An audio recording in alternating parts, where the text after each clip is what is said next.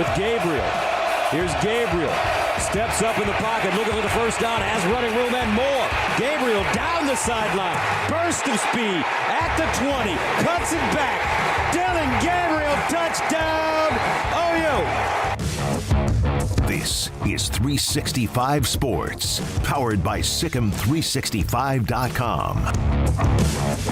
Ewers, end zone. He does have Worthy.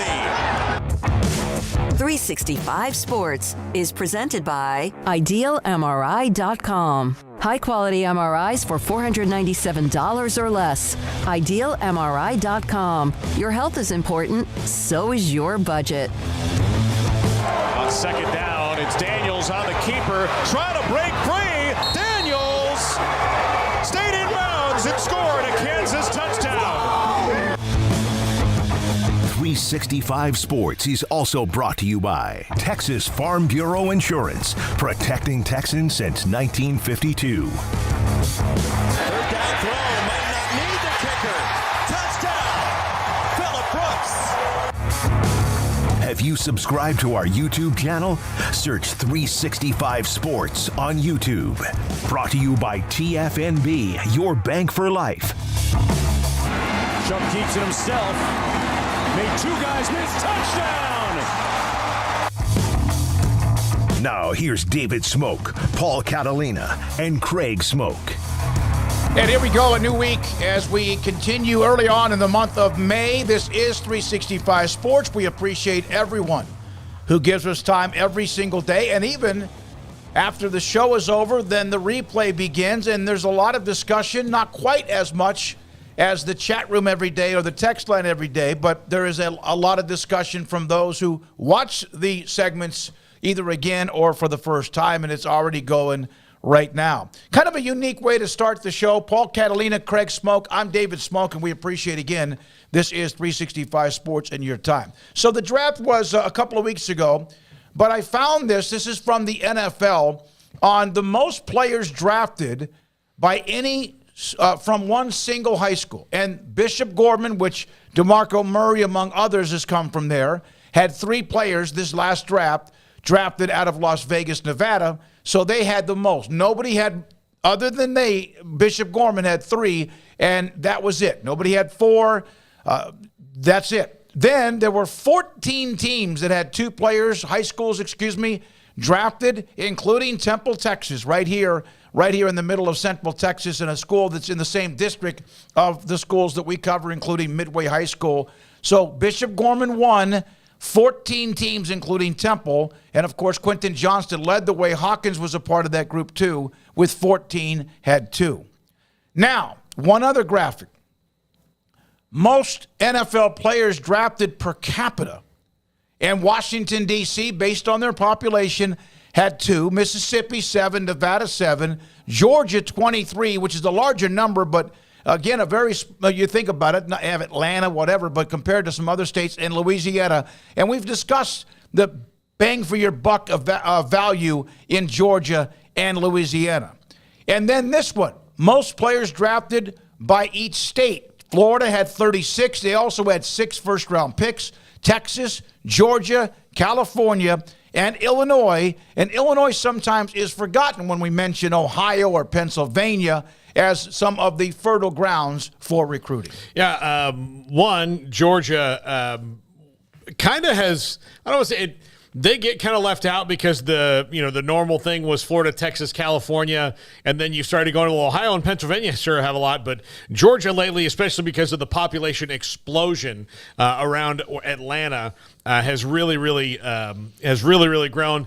And living in Texas but growing up in Florida, I feel like I've been having this battle for a long time. That yes, there is a lot of talent in Florida, and that's really, and not to knock Texas, but that's where most of the national championships and like the basis of the teams the last 30 years has come out of. Yeah, that's cool to see, that kind of spread out of talent and where it all comes from. Honestly, it feels like the draft was about a month ago already. It does, yeah. It seems like that was about, at least 3 weeks ago, and I spent a lot of time watching it and following it. To just keep track of certain things. And, it seems like we've zoomed right past that. But, yeah, good for Temple High. I'm not sure how often that happens where they put multiple guys in. That'd be another little stat there. But obviously a big year with Johnson and Hawkins and Quentin in particular being a big-time pick like he was. So, yeah, that's cool to see. And, as far as the spreading out of talent elsewhere, I mean, the Georgia thing at this point, if you're still sitting there saying, like, people might not know, well, then they're just absolutely clueless. It's been clear for a very long time now that Georgia produces a high-level amount of talent. I don't want to hear about them as like it's some surprise, or Louisiana for that matter. That's been out there. Illinois, I don't really think of them honestly, so that's one where they're not really much on my radar. But yeah, I think Georgia has long well established itself at this point. And Louisiana's typically the per capita one that I feel like I used to see all the time, but maybe that's just others having picked up some of the weight or not having as good of a year as they typically had. But, yeah, it's cool to see the distribution and how all of it came together. All right, so there's that. There's a couple of notes as far as the Big 12, or at least, in a way it is the Big 12. Jalen Ellis, who played at Baylor from Cedar Ridge High School, who transferred from Baylor, entered the portal, and pretty quickly hooked up with West Virginia. In a matter of, I think, less than a week, this came out that Jalen Ellis has already flipped his transfer commitment from West Virginia and will play for Deion Sanders at Colorado. See, stop me, either one of you, if what I'm saying starts to come across as callous to Jalen Ellis, because I don't at all mean it to be. You've already done it. But that I know what you mean. I know what you mean. So, so I don't mean it to be. Deion Sanders has a great experiment here this year and is trying to get Colorado to at least bowl eligibility by sending 50 scholarship players off the roster and getting 50 scholarship players out of the portal. That is going to be really hard to do because at this point in the portal, like, guys are in there for a reason, and only, I could go down the top 10 list and you could probably pick out 4 of them that are for sure NIL guys. The rest of them, there's a reason for it, right? And NIL might be part of that, but they're also, if you look at their numbers, they weren't exactly ripping it up where they were. Jalen Ellis, to me, fits this bill in that he was injured for his near entire tenure at Baylor. He did not do anything until the Texas game this year where he scored a long touchdown, and it was a great touchdown. You could see his speed and athleticism.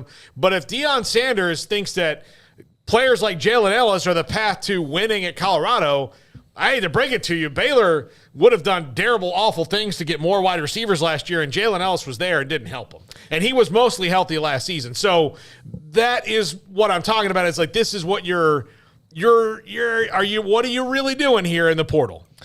Yeah, I mean, there's I guess, kind of a good opinion, bad opinion, like this as far as how you would generalize my thoughts on the commitment here. On the one hand, Jalen Ellis is very fast. He hasn't been able to stay very healthy. He's not the biggest guy in the world, but he's very fast. And so if you're looking for somebody that Shedeur Sanders can find on a deep ball on occasion, then I think you've got a guy that can help you do that. And if he can carve out a role more so than he was able to in Waco, which I don't know what all, stood in his way here as far as not seeing more playing time. It wasn't like the coaches hated him or anything. He was recruited here directly by Sean Bell. That was a big get for him back in the day to lure Jalen Ellis here and reunite from their high school days when Bell was his head coach for a year. So I know they had a lot of love for him, and the fans had a lot of love for him. They just never could really wrap their arms around him because they never really saw him. Right. And, look no further than his stat lines where in 2020 he caught 2 balls for 41 yards. And that was it. One of them was 39. So, again, you want, a couple deep balls, he will give you a deep ball. So that was it, though. 2021, and granted, there's injuries kind of in play here as well. 1 ball, 3 yards. This year, 3 catches, 154 yards. He averaged 51 yards a catch. And that's, again, what he can do for you. That included a 57-yarder. He had 1 touchdown. So, 6 catches over 3 years for about 200 yards and 1 score, but, an insane average. That's, again, what he can do for you. But at the same time, while I do think that there's maybe some unmaximized potential there that Deion can squeeze out and Shedeur Sanders can, hit on a regular basis, it does make me then look at the rest of these pickups and whoever else they bring in with a little bit of skepticism as far as what and how impactful they can be immediately. Because there's a lot of guys that we see and we're like, oh, the Florida State guy. I don't know, Paul, you have a different view of it, but like, oh, man, they had another Florida State guy. They had another Florida State guy. They had this guy. They had that guy. And if you don't follow those teams closely, you're like, wow, he's cleaning up. Like, oh, my gosh. But then you come across a player you do know pretty well, and you go, like, you see the celebration surrounding it, and you're going, wait a second. Like, that guy didn't really do that much of anything. Like, that's not some massive pickup right there. Like, that's a guy who's got some potential, but he's not like wow, he's going to, rock your socks off right away. So that's where I kind of look at the rest of these pickups now, and I'm like, are they all a bunch of Jalen Ellis's? Or are they a bunch of, guys who could be very good, but who haven't reached a certain level? Or are they mostly guys who have reached a level and are kind of established? And I'm sure there's probably a mix. But for Jalen Ellis, it's a wait and see. I hate that for West Virginia. Let's put that out there. Yeah. That sucks for them. They were excited about him, and we had this conversation about his stats in the deep ball. Like, I don't know how much he'll get, but when he does appear, it's usually pretty good. And so I was thinking that would be a good pickup for West Virginia. If they can maximize his speed and his talents, then I think it's a great pickup for Dion. But it's not one, knowing him, that I go like, oh yeah, that's putting them over the top. They're going to win extra games because of this. But all together, maybe he carves out a role for himself, and I hope that he does. We will have a couple of comments made by Washington State's President Kirk Schultz here in just a moment to discuss on that. One other personnel note, Chris Klieman at Kansas State working on a new deal for $44 million that would run his contract through 1930. What's that noise? I'm hearing a popping noise. Is that me? Would run his contract through 2030. So Kansas State trying to wrap up their head coach and Chris Klieman after, again, a spectacular year. Ended with a loss to Alabama, but they won the Big 12 title and looked good while they were throughout most of the year. They came to Waco, and Baylor had a couple of bad losses, but that was one that was an absolute bloodbath the way that went down.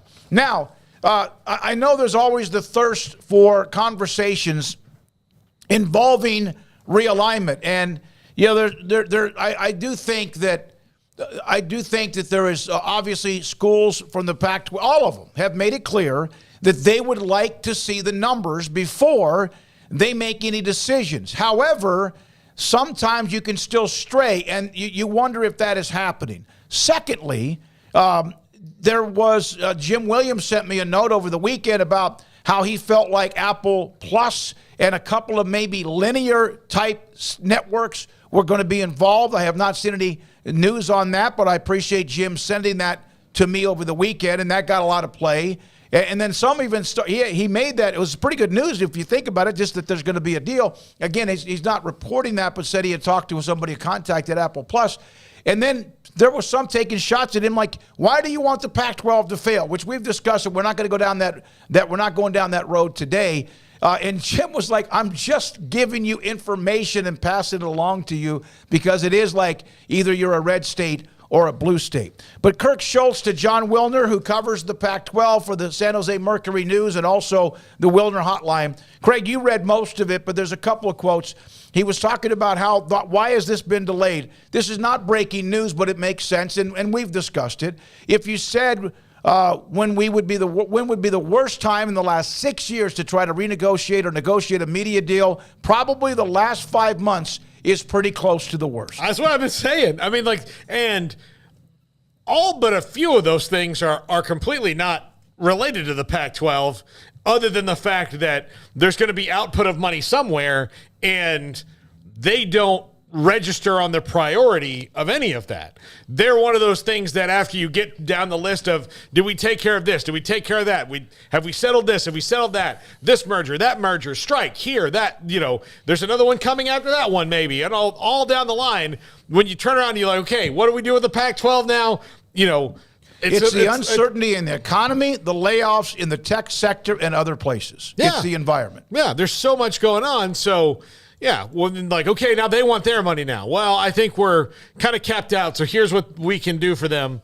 And here's one more quote, then, Craig, your response. I know at least one of the partners, this is from Kirk Schultz at Washington State, we're talking to said, we're ready to sign today, but the optics of us announcing that we're laying off X number of people and we signed a multi-million-dollar deal with the Pac-12 are just not the best, so we're going to have to wait 6 weeks.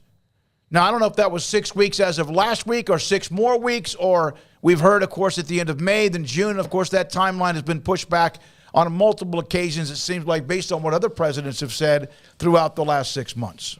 Yeah, to be clear, I didn't read anything. I listened to the whole interview. Oh, okay.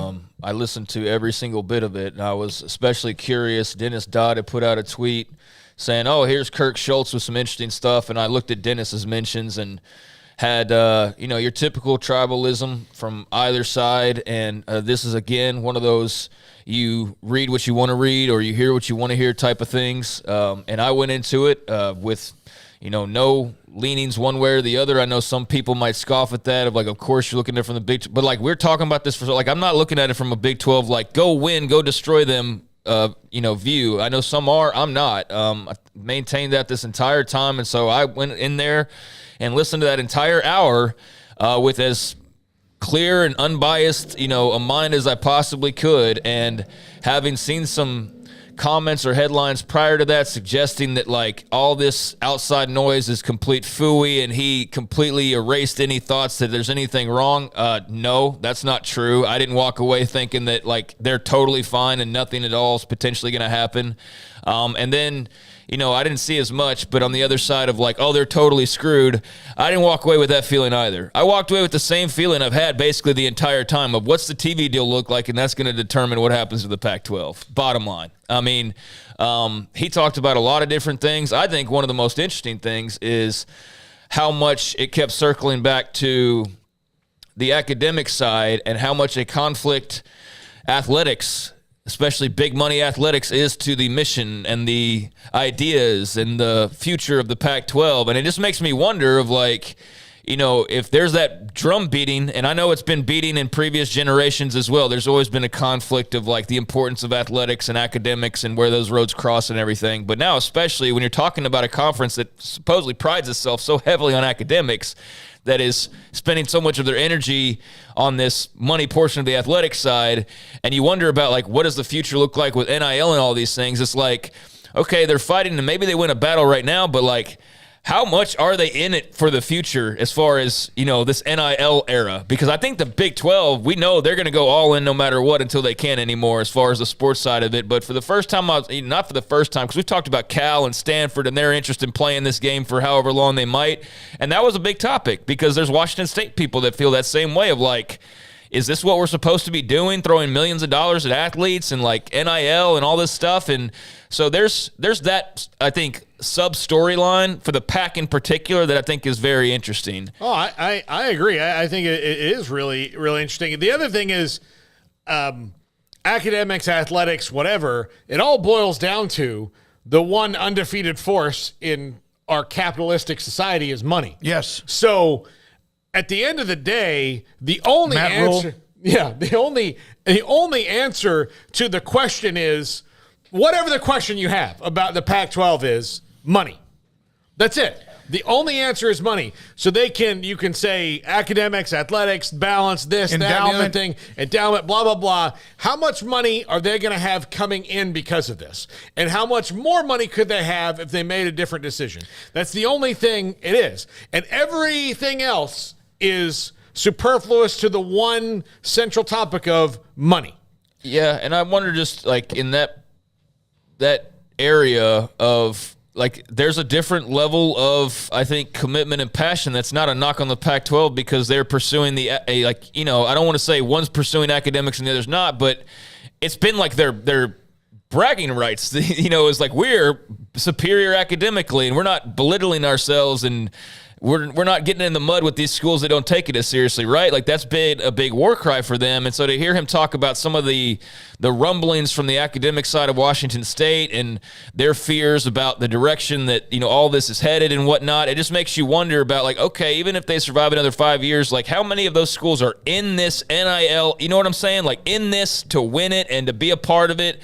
And it made me wonder sitting there, not so much about the Pac-12's future, but does Stanford want to play this game for another 20 years and whatever that turns into? And so it was just really interesting to hear that part of it because it wasn't all about realignment and that. A big chunk of it was about NIL and the concerns about that, and the NCAA and its future or lack thereof, and just all these other things that have a role that we don't necessarily sit down and think about all the time. But he brought up that there was a network that was ready to sign up and execute the deal, and then they thought it would be bad PR because of recent layoffs. So you can point to whoever you want to as far as that goes. Stop for 1 second. ESPN's undergoing numerous layoffs, and Amazon announced it would eliminate 9,000 jobs. Yeah. So if those two are involved, Apple Plus, of course, is not.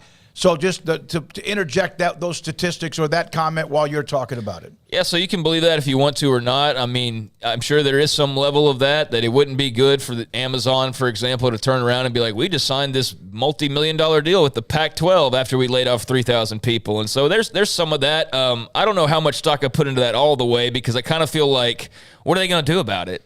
Like, are people going to be like, you know what? I'm boycotting the Pac-12. I cannot believe Amazon. I'm boycotting them too. I cannot believe they signed this new deal while other people are losing their jobs. You'd like to think that, but let's be realistic about it. I don't think that would be much more than a hiccup, but nice of them to think that way if, in fact, that's why there is a delay. I think there's probably something to that. I don't think that's the main reason necessarily. That's just me assuming based on what I heard, and just like, okay, that kind of makes sense, but not all the way makes sense. It kind of sounds like a little bit of an excuse, so I'll meet you in the middle on that as far as that goes, because there is something to that. But the Pac-12, though, is just one of the many things that would be messed up about layoffs in the corporate structure, because at some of these companies, the CEO is going to get a gigantic bonus. Yes. Right. Okay, Jeff Bezos is going to fire 9,000 people at Amazon.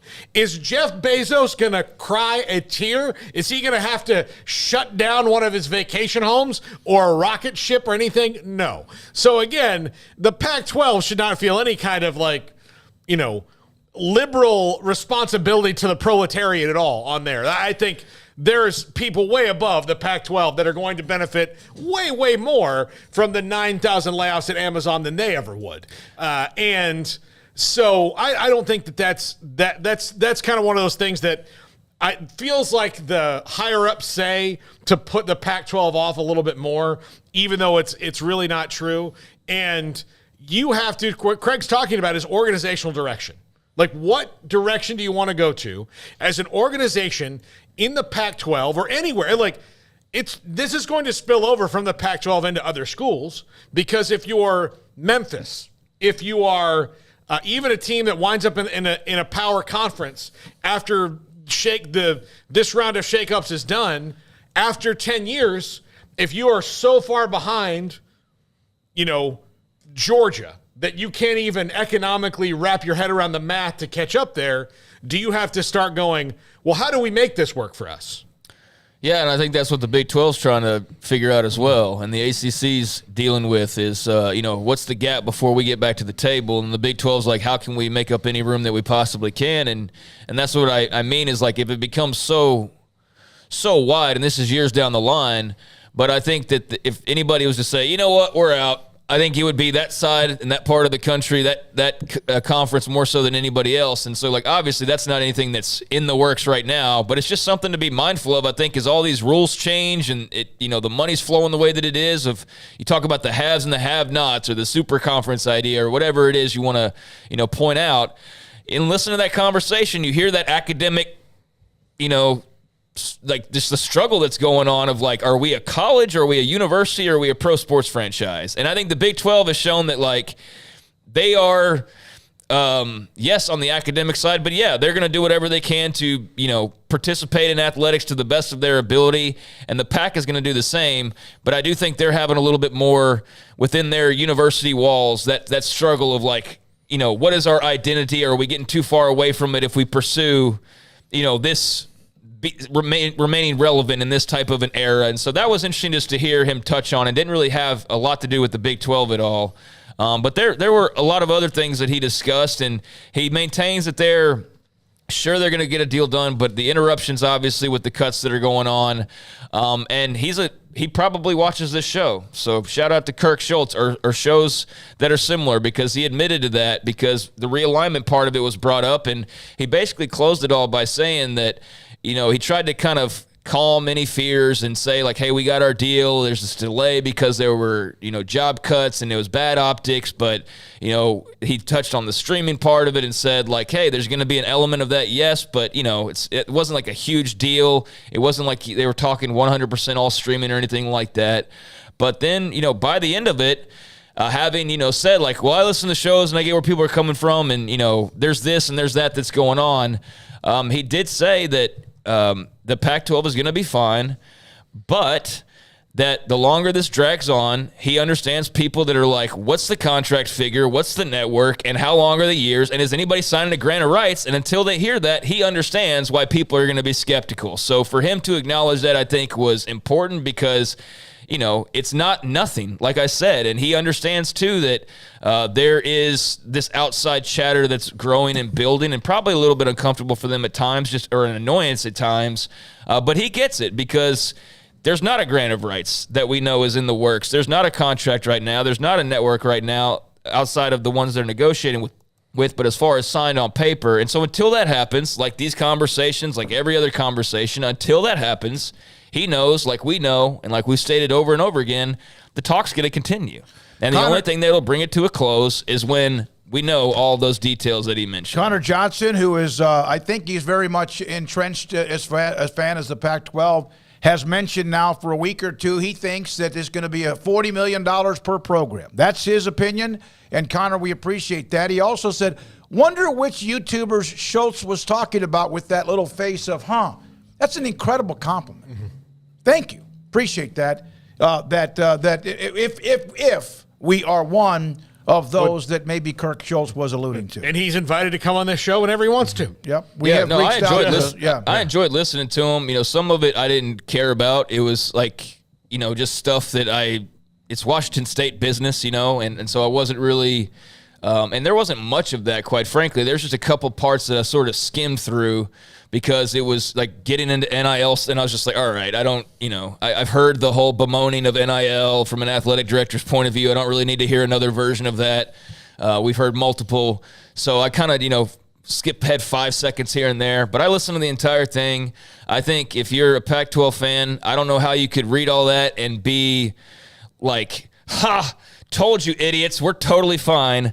I also don't think you could read that from the other perspective and say, oh, they are totally screwed. I think it about left me where I've been pretty much this whole time and where I really was on Friday when Paul and I were hosting, where I said for the first time that my opinion on the end result hasn't changed, but my percentages on how I feel about that all has slightly started to shift a little bit based on just tea leaves and things that have been mentioned.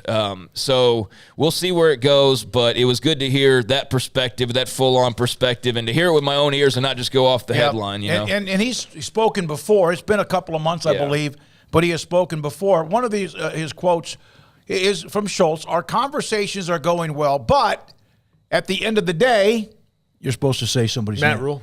If I'm a fan, I'm skeptical until you say, Kirk, make an announcement. Tell me the dollar figure. Tell me everybody's signing the grant of rights, and then I'll leave you alone. Until we get that done, and I expect that to be this summer, there's going to continue to be the speculation out there about what is going to happen. So this summer part, I forgot to mention that part of it. He did say this summer, but I mean, I think that's what we've all said all along. So, it's not like we're sitting here throwing crap. I mean, he understands. He gets it. That's what everybody is saying is until they get that done, the talk's going to continue. So if you don't like the talk, then just, say a little prayer that thing gets done by tomorrow. But it looks like there's going to be a little bit more of a wait now. What does this summer mean? I mean, any of these next 3 months, I would think, until football season starts. But at least there's a little bit more of a time frame, I suppose. But I enjoyed it. One of their regents was the interviewer, and I had a sheet of paper with some notes on it, and it's on my coffee table, I think. But I thought he did a good job in asking some pertinent questions that clearly are on a lot of people's minds, and they're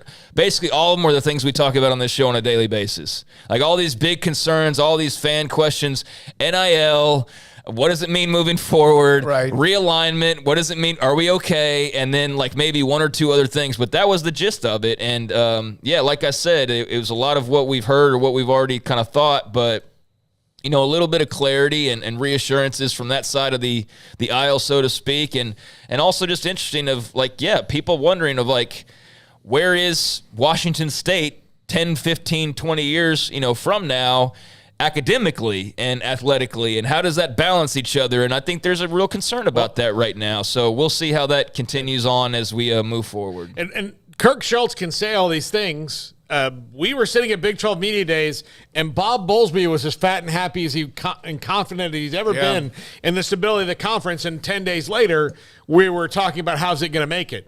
George Kliavkoff is rolling along thinking that he's got 2 happy schools in L.A., and then where are we now? So this is the nature of every summer, it appears.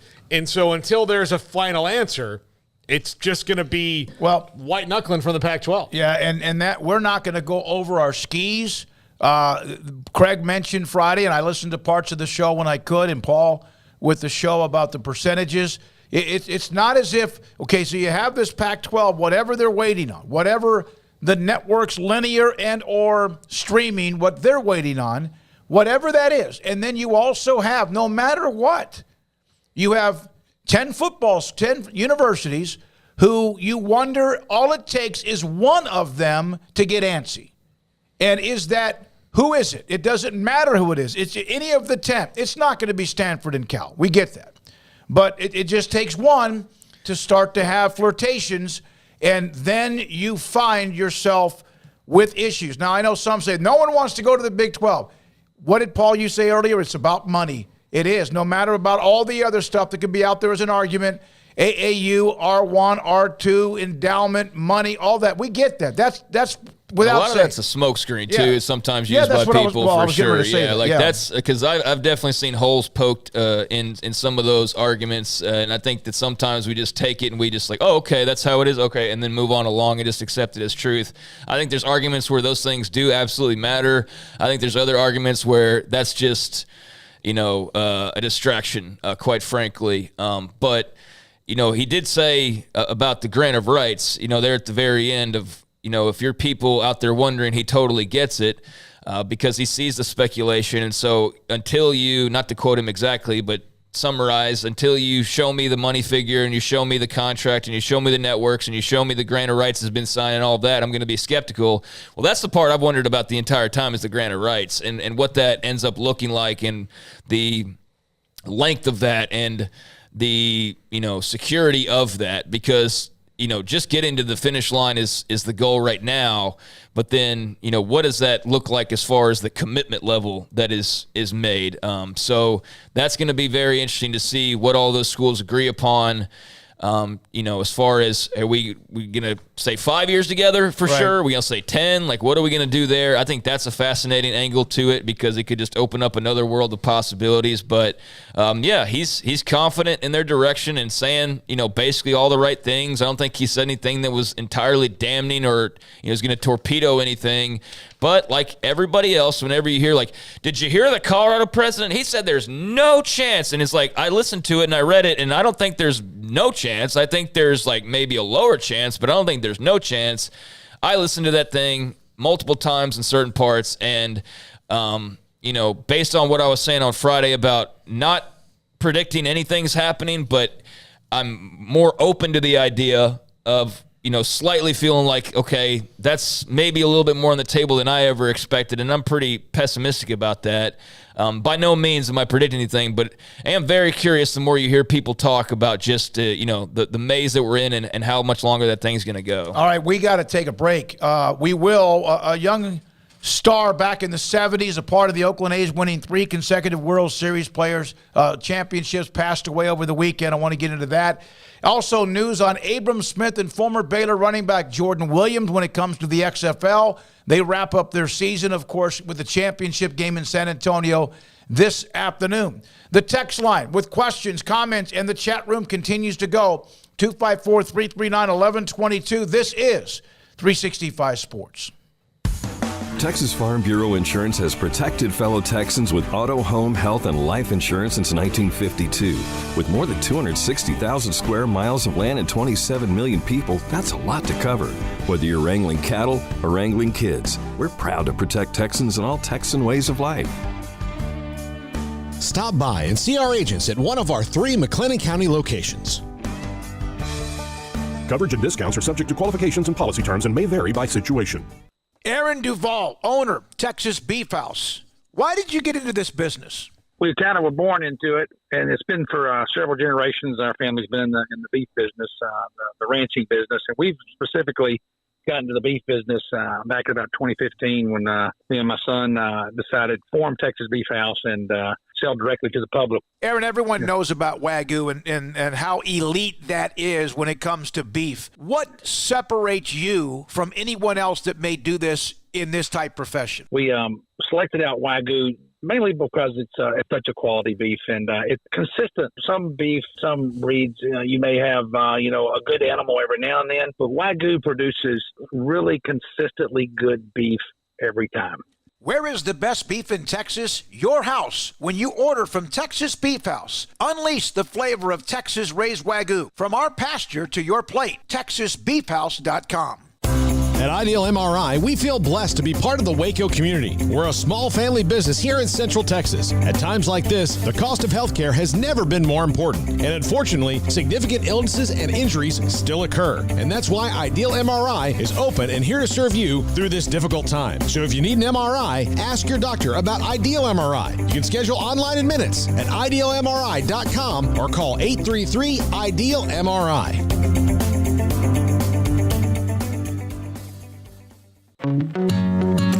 Established in 2007 and independently owned, Alliance Bank Central Texas is committed to helping families and businesses meet their financial goals. From their tellers to their board of directors, they know the importance of superior service and competitive products. Customers have confidence knowing that their financial needs are in good hands. It's your bank, Alliance Bank Central Texas, with 2 Waco locations, 4721 Bosque Boulevard and 191 Archway Drive on Highway 84, and at AllianceBankTexas.com. Member FDIC, an equal housing lender.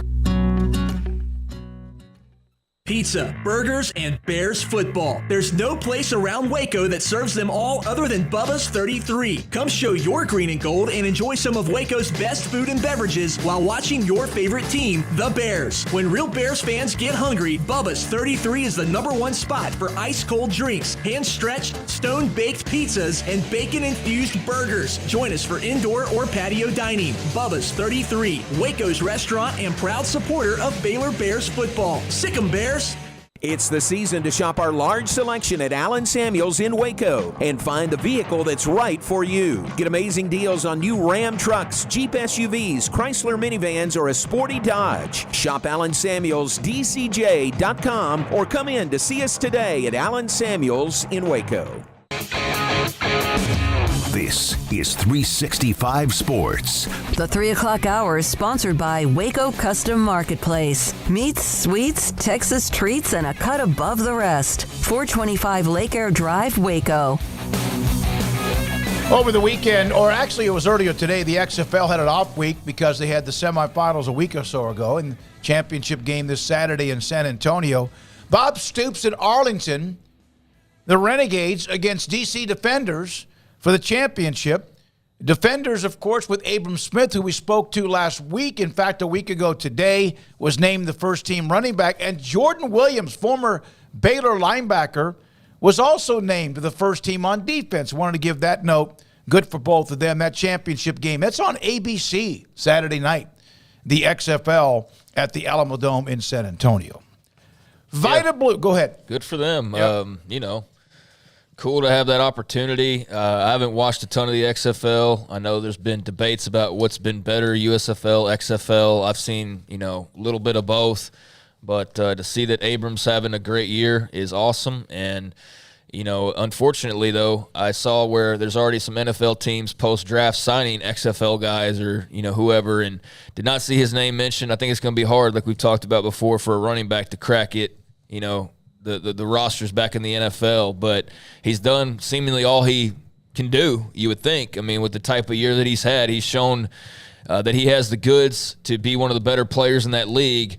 But at that position, is it enough to get a call from an organization in the NFL. Not right now, it appears, but he's still playing too for a few more days. So we'll see after the game if there's any change to that. But I did see where there were some players, NFL teams were starting to sign a handful of guys, and was definitely looking for him or any other Baylor or Texas guy, and didn't see him or Jordan Williams on there. But happy for both of them to go ahead and have made an impact. Yeah, I don't know if they can commit to that, or I don't know how it works. Wait till the season. Well, Jordan Williams' season is over because he's not a part of that game. He played for, I think, San Antonio. But I don't know if you have to be done to get I don't know why. I mean, it's one more game and it's an NFL opportunity. So I feel like if you're Abram Smith, you should just be able to be a hell of a story for ABC to tell for the XFL during the game. And look, he might have one, but maybe they're just holding it perhaps to do that. I hope so. Here's my pitch for the XFL and USFL.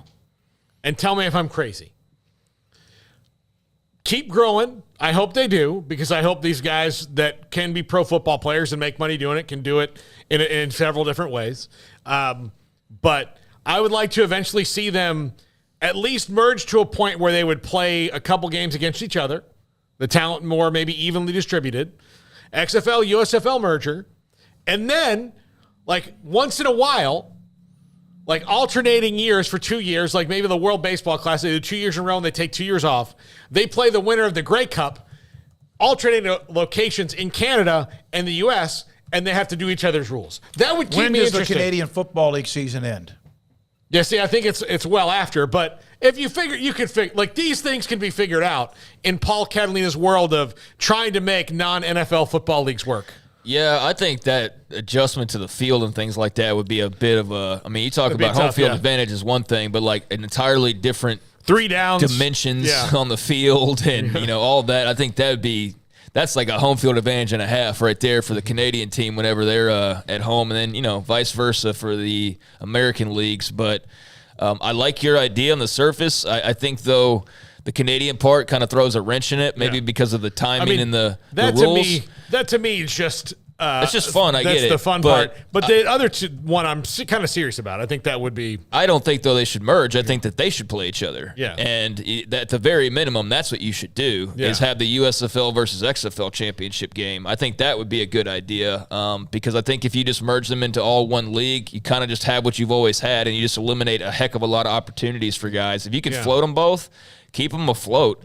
But, yeah, I do like the idea because they basically play – I know that, there's a little bit of a difference in their schedule, but that's because of each other. So if you lined it up just slightly better than the way it is already, it's not that much of a difference. And, yeah, you could have the XFL versus USFL, winner-take-all championship game. I think that'd be kind of – I don't know if it'd draw, tons and tons of people, but I think it'd have some interest to it. They just need to align the ending of the seasons because the USFL just kind of started and the XFL is about to end. From James Napier, this is intriguing to me, the question, and I responded to James on the chat room.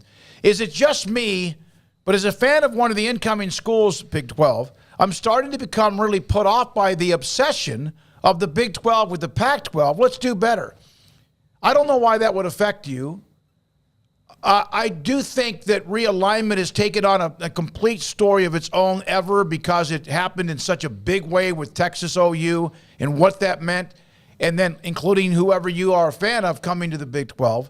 And then USC and UCLA was like the second eruption.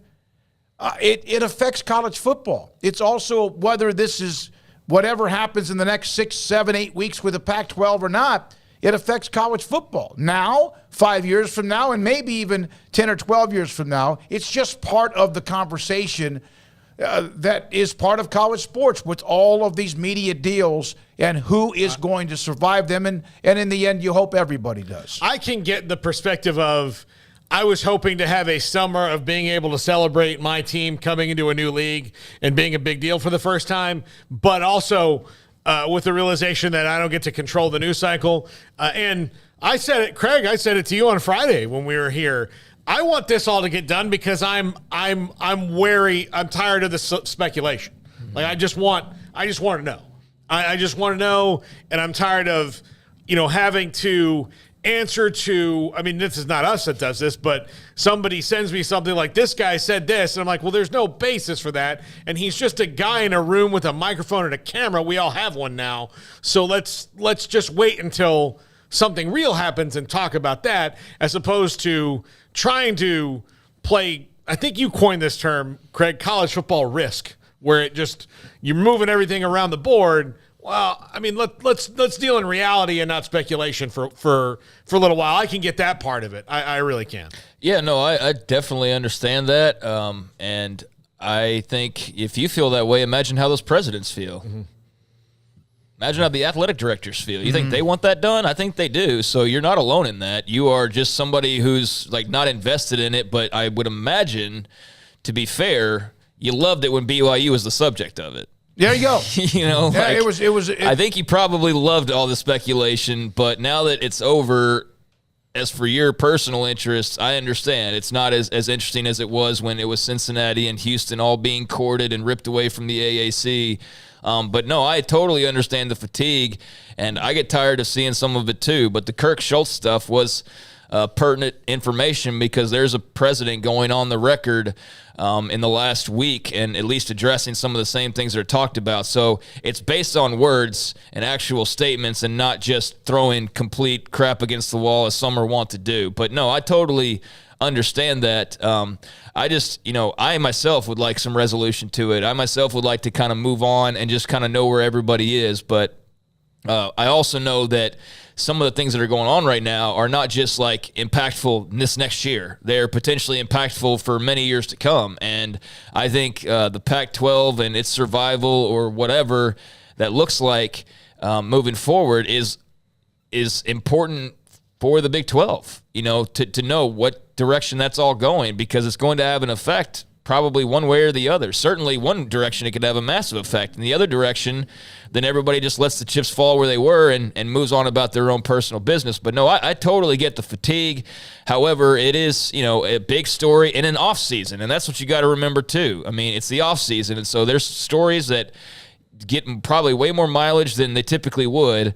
However, this has gotten like 2 years of mileage. I mean, 2.5, 3 years we're going into ever since Oklahoma and Texas is big. I guess the top was blown off of their big plans. I mean, this is just the remaining after effects of that, and eventually the dominoes will stop falling, but especially as you see this increase in the gap, I think that's why this is also of interest. It's not just about the Big 12 killing something or the Pac-12 dying or whatever.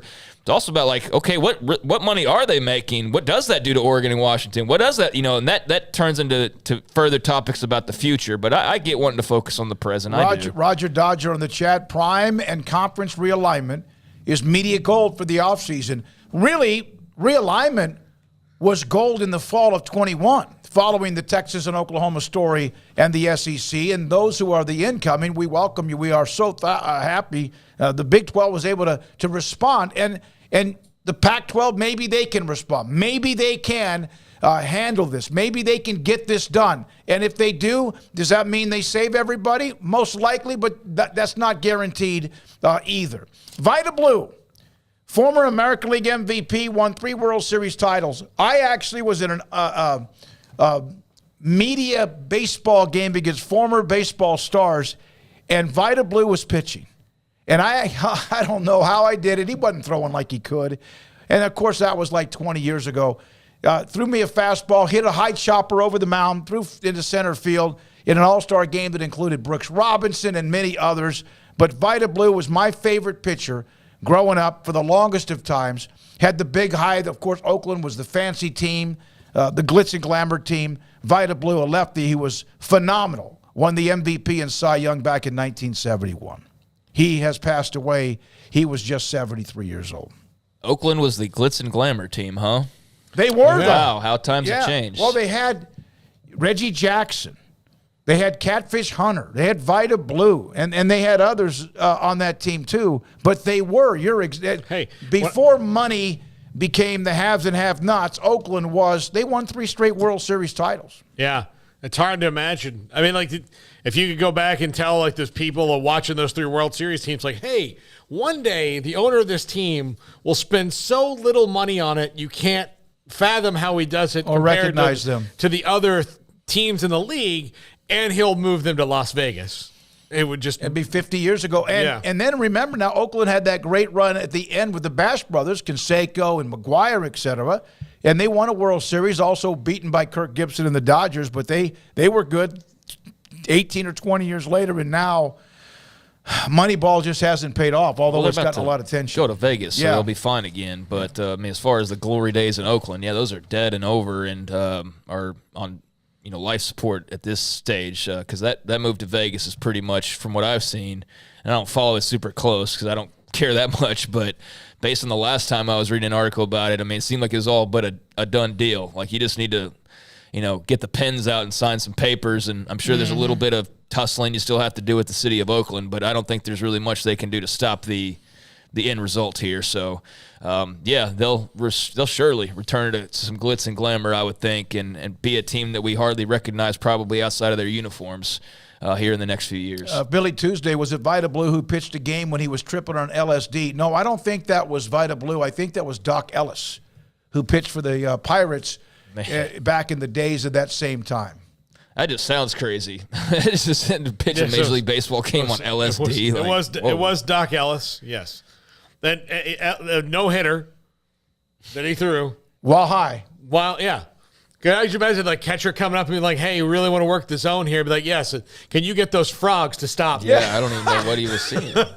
James Napier, on us discussing his question about kind of annoyed by it as one of the incoming schools. I appreciate this response. I guess I want the Big 12 to give those guys the stiff arm for once. I guess it's pride. For instance, I would love to see Utah rejected if the Pac-12 blows up. We shouldn't want schools that don't want us. Oh, no, there's that feeling. Oh, yeah. There's absolutely that feeling. There are schools, if the Big 12 adds anybody at all, but there are schools that even the Big 12 has been hurt. One of the schools that talk about coming back is Colorado. Yeah, Colorado left them. Yeah. I mean, the BYU. I definitely think there's that Utah element to this whole thing for BYU fans that just doesn't make them very comfortable in hearing it, because there is that fear that they get their big break and then here comes their most hated enemy, and they would hate that. And I totally understand that. And guess what? You're not alone in feeling that way, because there's plenty of Big 12 fans who over these last few months have grown to despise Utah based on realignment talk, and that would love nothing more than for them to not get an invitation if it came to that. So you're not alone there. And I'll say this about the stuff that we talk about. I feel like for a show that's on the air 3 hours, 5 days a week, I know I definitely see there's some people that talk it that absolutely do a good job. They have their own sources. There's some that I would love to just call BS on, absolutely. But for us, I think we're only going to talk about it unless, if it's brought up, or if there's a reason to. And I think the Kirk Schultz interview, like I said a moment ago, I think that was reason enough to kind of talk about it at length today, because he said a lot of different things that maybe were similar to what he said before, but at least give you this updated kind of feel for people actually in the room. So therefore, I think, that part of it was relevant. But I totally get, when I get home, I'm not going to I totally get the feelings, especially if you're a BYU fan. And, you want to, we're still new. We haven't played a game yet. We still haven't been introduced officially. Hey, pay attention. And I get that, no doubt. Wayne Gerbach, I love this comment. Sometimes the pettiness and tribalism gets old, but not the conversation on the topic itself. I couldn't agree with you more. That's a very good point, From too, AAR, and I hope I got that right. It just flipped. Pac-12 fans, stop complaining. 2 or 3 years ago, all we heard was, will the Big 12 survive? Tables have now turned. That's a fair response by AAR. We appreciate you for that response, too. Well, that's where a lot of the steam comes from, was that, if they hadn't, in so many ways rejected the Big 12 teams to an extent, or, made this alliance at one point in time that fizzled out and made no difference other than for the brief moment it needed to whatsoever, there was this feeling of superiority and looking down when the Big 12 was at its absolute lowest and on both of its knees, just begging for survival. And there was a feeling of being pointed at and laughed at, and especially from that side of the country. And so, that's where a lot, I think, the Big 12, fervor comes from towards those schools, is You looked at like how the tables have turned, one of those things. And so, yeah, that's totally understandable. And there's still those who could look down either direction. There's teams within conferences that look down at others in the conference. Mr. Monkey says, to be fair, any incoming school to the Big 12 cannot fully relate to how the 8 schools view realignment. The legacy 8 have seen a lot of damage, and it feels great to be among any of those 8 schools to be as healthy as the Big 12 is today. Well, I think they can rate a little bit right now, and they'll be able to rate a lot if they have to leave. But, yeah, I get your point in that the legacy 8 schools, especially the ones, the few that are left over from the Southwest Conference that came, right? So Baylor and Texas Tech in particular have been through this fan bases several times. And then there were some who are now a part of it, Houston and TCU, who have been rejected for a long, long time. TCU finally had the door open, and now UH for starting this year. Yeah, I mean, I think it's the fact that they've all been through this so many different times that they're like on a different level of survivor mode now, that you feel a sense of pride that you're still sitting there standing after all was said and done, after all of the, Nebraska, Colorado, A&M, Missouri, Oklahoma, Tech. I mean, they've been dead like 17 times in the last 2 decades, and here they are, and there's, not everybody's still around, but there's still a core group that is, and I think there's a feeling of pride over that, absolutely, that you're still banding together and you're still making it, and not just making it, but you survived what people absolutely thought was the death knell of all death knells with Oklahoma and Texas. Like, it's one thing losing Missouri or Colorado or A&M, respectfully, Nebraska. They survived those too, because you've got Texas and Oklahoma. Now you don't, and how are you going to function? And they found a way to do it again, and not just find a way, but they actually are on the offensive for the first time ever. And they actually have, like, a clear direction and cohesiveness for the first time ever. And so I do think there's absolutely a pride that's grown in the last year over that for the schools that are among the originals or West Virginia, TCU, who have been around now several years. Yeah, it's crazy. And you know what? There'll be something else as soon as whatever the Pac-12 decides they do, or whatever they get done, or whoever might leave or not, or whatever. And the Pac-12, the Big 12, and then next thing you know, in another year or two, who knows what could happen with the other conferences that are just getting bigger, better, faster, and also stronger. I do like the fact that you mentioned the pettiness and tribalism.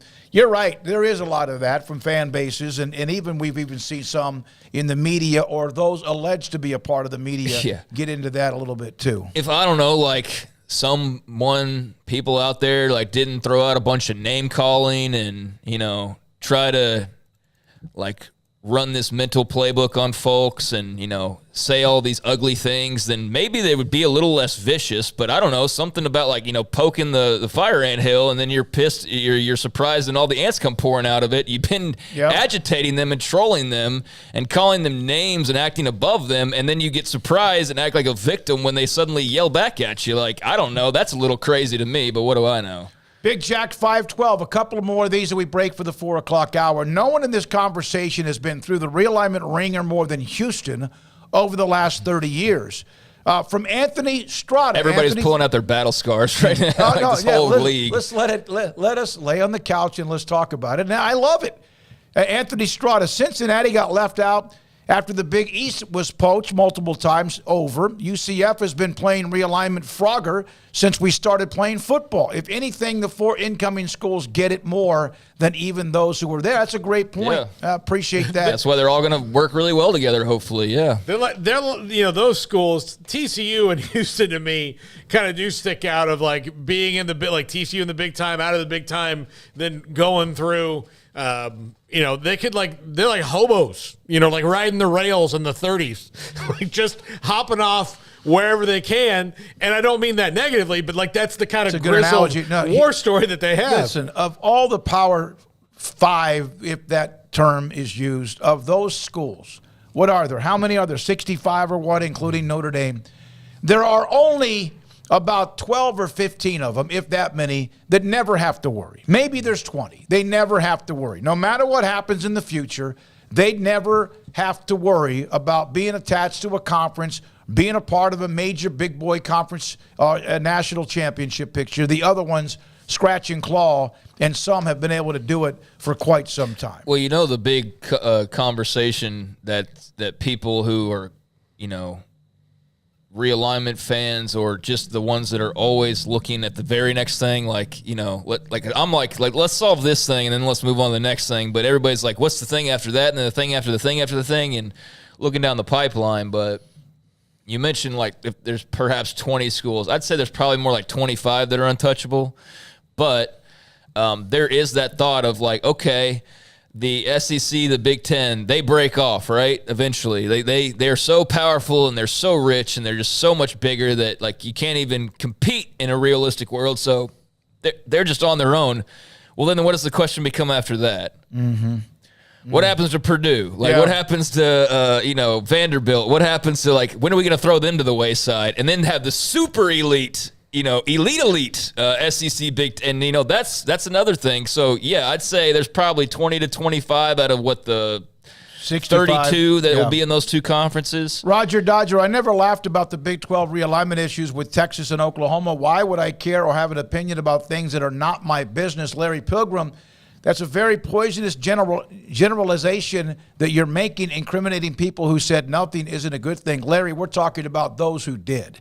Not just saying, we're not throwing a blanket over all Pac-12 fans. We're talking about those who did. But, yeah, you got to be careful about throwing a blanket over There's a lot all of good Pac-12 fans out there. It's just that, like with any group, the ones that are the loudest and most obnoxious usually get the attention. But, no, not generalizing and, calling everybody in a conference or fans of a certain conference one thing. There's somebody on the Pac-12 side of things that's doing that on a daily basis, if not multiple. But, no, we're not doing that. You're all good. Devil Frog, TCU and Houston. This is so true. The Southwest Conference is a power conference, but they were relegated and had to fight their way back for decades. Speaking of TCU and Houston, I mean, they've been left at the doorstep multiple times. And Houston and TCU showed resiliency, just keep pounding wood, as they say, keep chopping the wood. And eventually they were fortunate because some realignment has led to Cincinnati, Houston, Brigham Young, and UCF now being a part of a Power 5 conference. All right, we got a break. It's the 4 o'clock hour. I think it was Paxton that asked earlier about the guest lineup.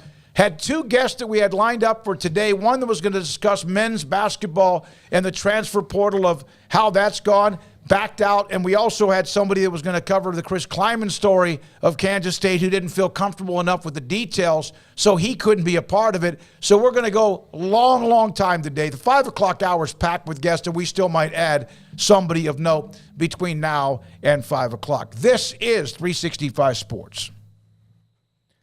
Richard Carr, Buick GMC Cadillac, they are the people that you can count on for a great deal, for great customer service, and for great repairs. I mean, it all depends on what you're looking for and what you need. But if you're looking to buy a new vehicle, if you're looking to buy a pre-owned vehicle, if you're looking to just get the vehicle that you're in fixed up, they can handle that for you over at Richard Carr. And they've handled that for me previously. My car got dinged up a couple of times. I had a road rage incident. Guy freaked out and dinged my car at a turn. Had another thing where debris flew up amidst all this construction on the roads out near Waxahachie. Flew up, hit my side mirror, dinged that. Had to get that fixed up. And both times I took it on over to Richard Carr. And you wouldn't know that anything had ever happened to my vehicle. But right now, their 24th anniversary sales event is going on, so you can experience what they offer as well. Big savings on pre-owned cars and trucks, special savings on GMC Sierras, special savings on Buick Envision SUVs. When it comes to the Sierras, there are dozens of those trucks on the lot right now, and qualified buyers can save thousands on the 2023 GMC Sierra SLT or SLE 1500 models. Qualified buyers can get 2.9% financing on the new 2023 Sierras, but you can talk to the dealer and the good folks over at Richard Carr for more of those details. If you're looking for an SUV, how about some luxury without the luxury price? The smooth and quiet ride of the 2023 Buick Encore, Buick Envision, or Buick Enclave can be yours. You can save thousands right now and get low financing on Buick Enclave Premium or Buick Enclave Avenir. Again, talk to the good folks over at Richard Carr for more of the details. And perhaps you just want to drive your car for a little while longer. You're not looking to buy anything new. Well, their award-winning customer service department can hook you up there as they are standing by to keep you on the road. Go to the website, Richard Carr, that's KARR.com, and you can see their service specials. You can also set an appointment for quick and reliable service. So check out the good people that have been in business for over 24 years in Central Texas, people you can count on for your automotive needs, run by proud Central Texans. Log on to richardcarr.com today. Call now or go see them now off Highway 6 at the Imperial exit. The future's bright. The time is now. College is what you make it. It's a late-night pizza run and all-nighters coding a new project. It's having big dreams and making them a reality. It's a professor who knows your name and your story. It's preparation for your future, your calling, your life. And at Baylor, it's even more. Baylor, where lights shine bright. One size fits all. That may be all right for an adjustable belt or cheap sunglasses, but when it comes to your financial needs, no one wants a one-size-fits-all strategy. Ben Erlinson, your Edward Jones financial advisor, knows that his most important goals are yours. That's why he takes the time to understand your needs, knowing you. That's how Edward Jones makes sense of investing. Ben Erlinson, 100 North 6th Street in Waco, 254-759-8533. Edward Jones, member SIPC. There are 26 letters in the alphabet, over 600,000 words in the dictionary, and just 3 of them said together can change everything. Let's order pizza. Those 3 words lead to dough made from scratch and 3 fresh signature cheeses that blanket golden crust in a heavenly melt on Marco's Pizza that'll blow your mind. So visit marcos.com to order and stop by Marco's Pizza in Belmead, China Spring, Woodway, and in Robinson. Marco's. Pizza lovers get it.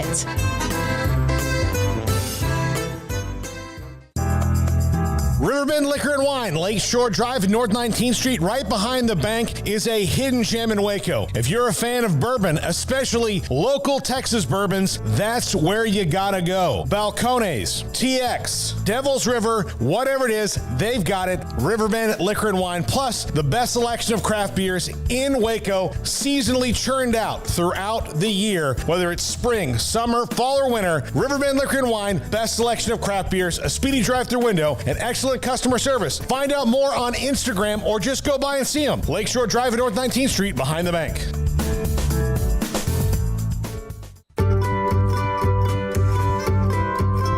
You want to know why Stonewood Dental is so successful? Listen to what happy customers have to say.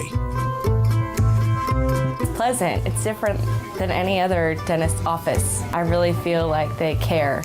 And it's not that you're here for 2 hours waiting on someone to take care of you.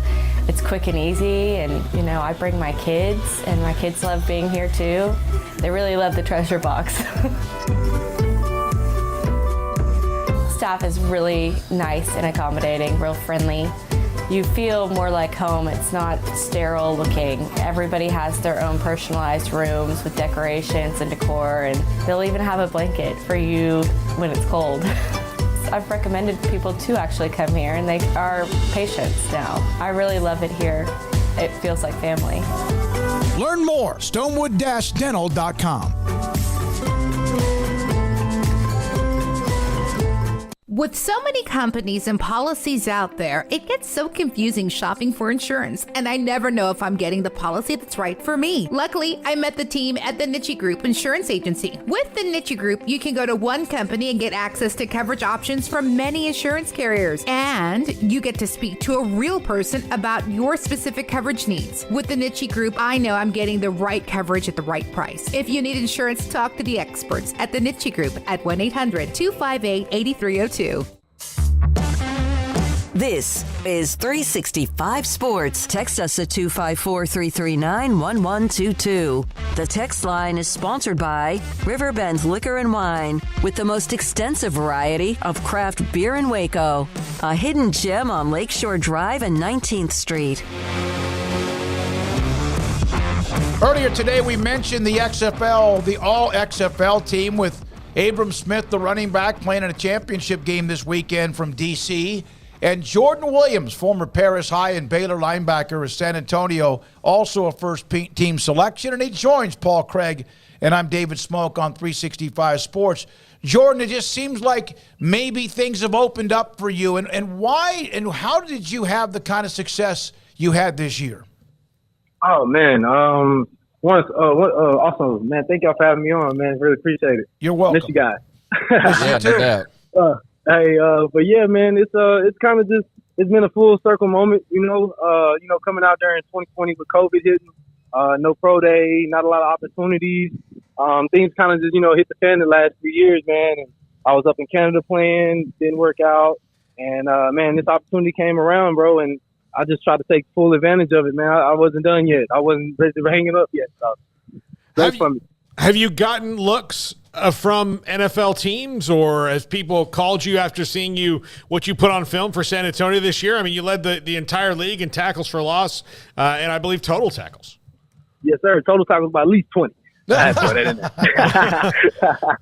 But yeah, man, I have some guys reaching out right now.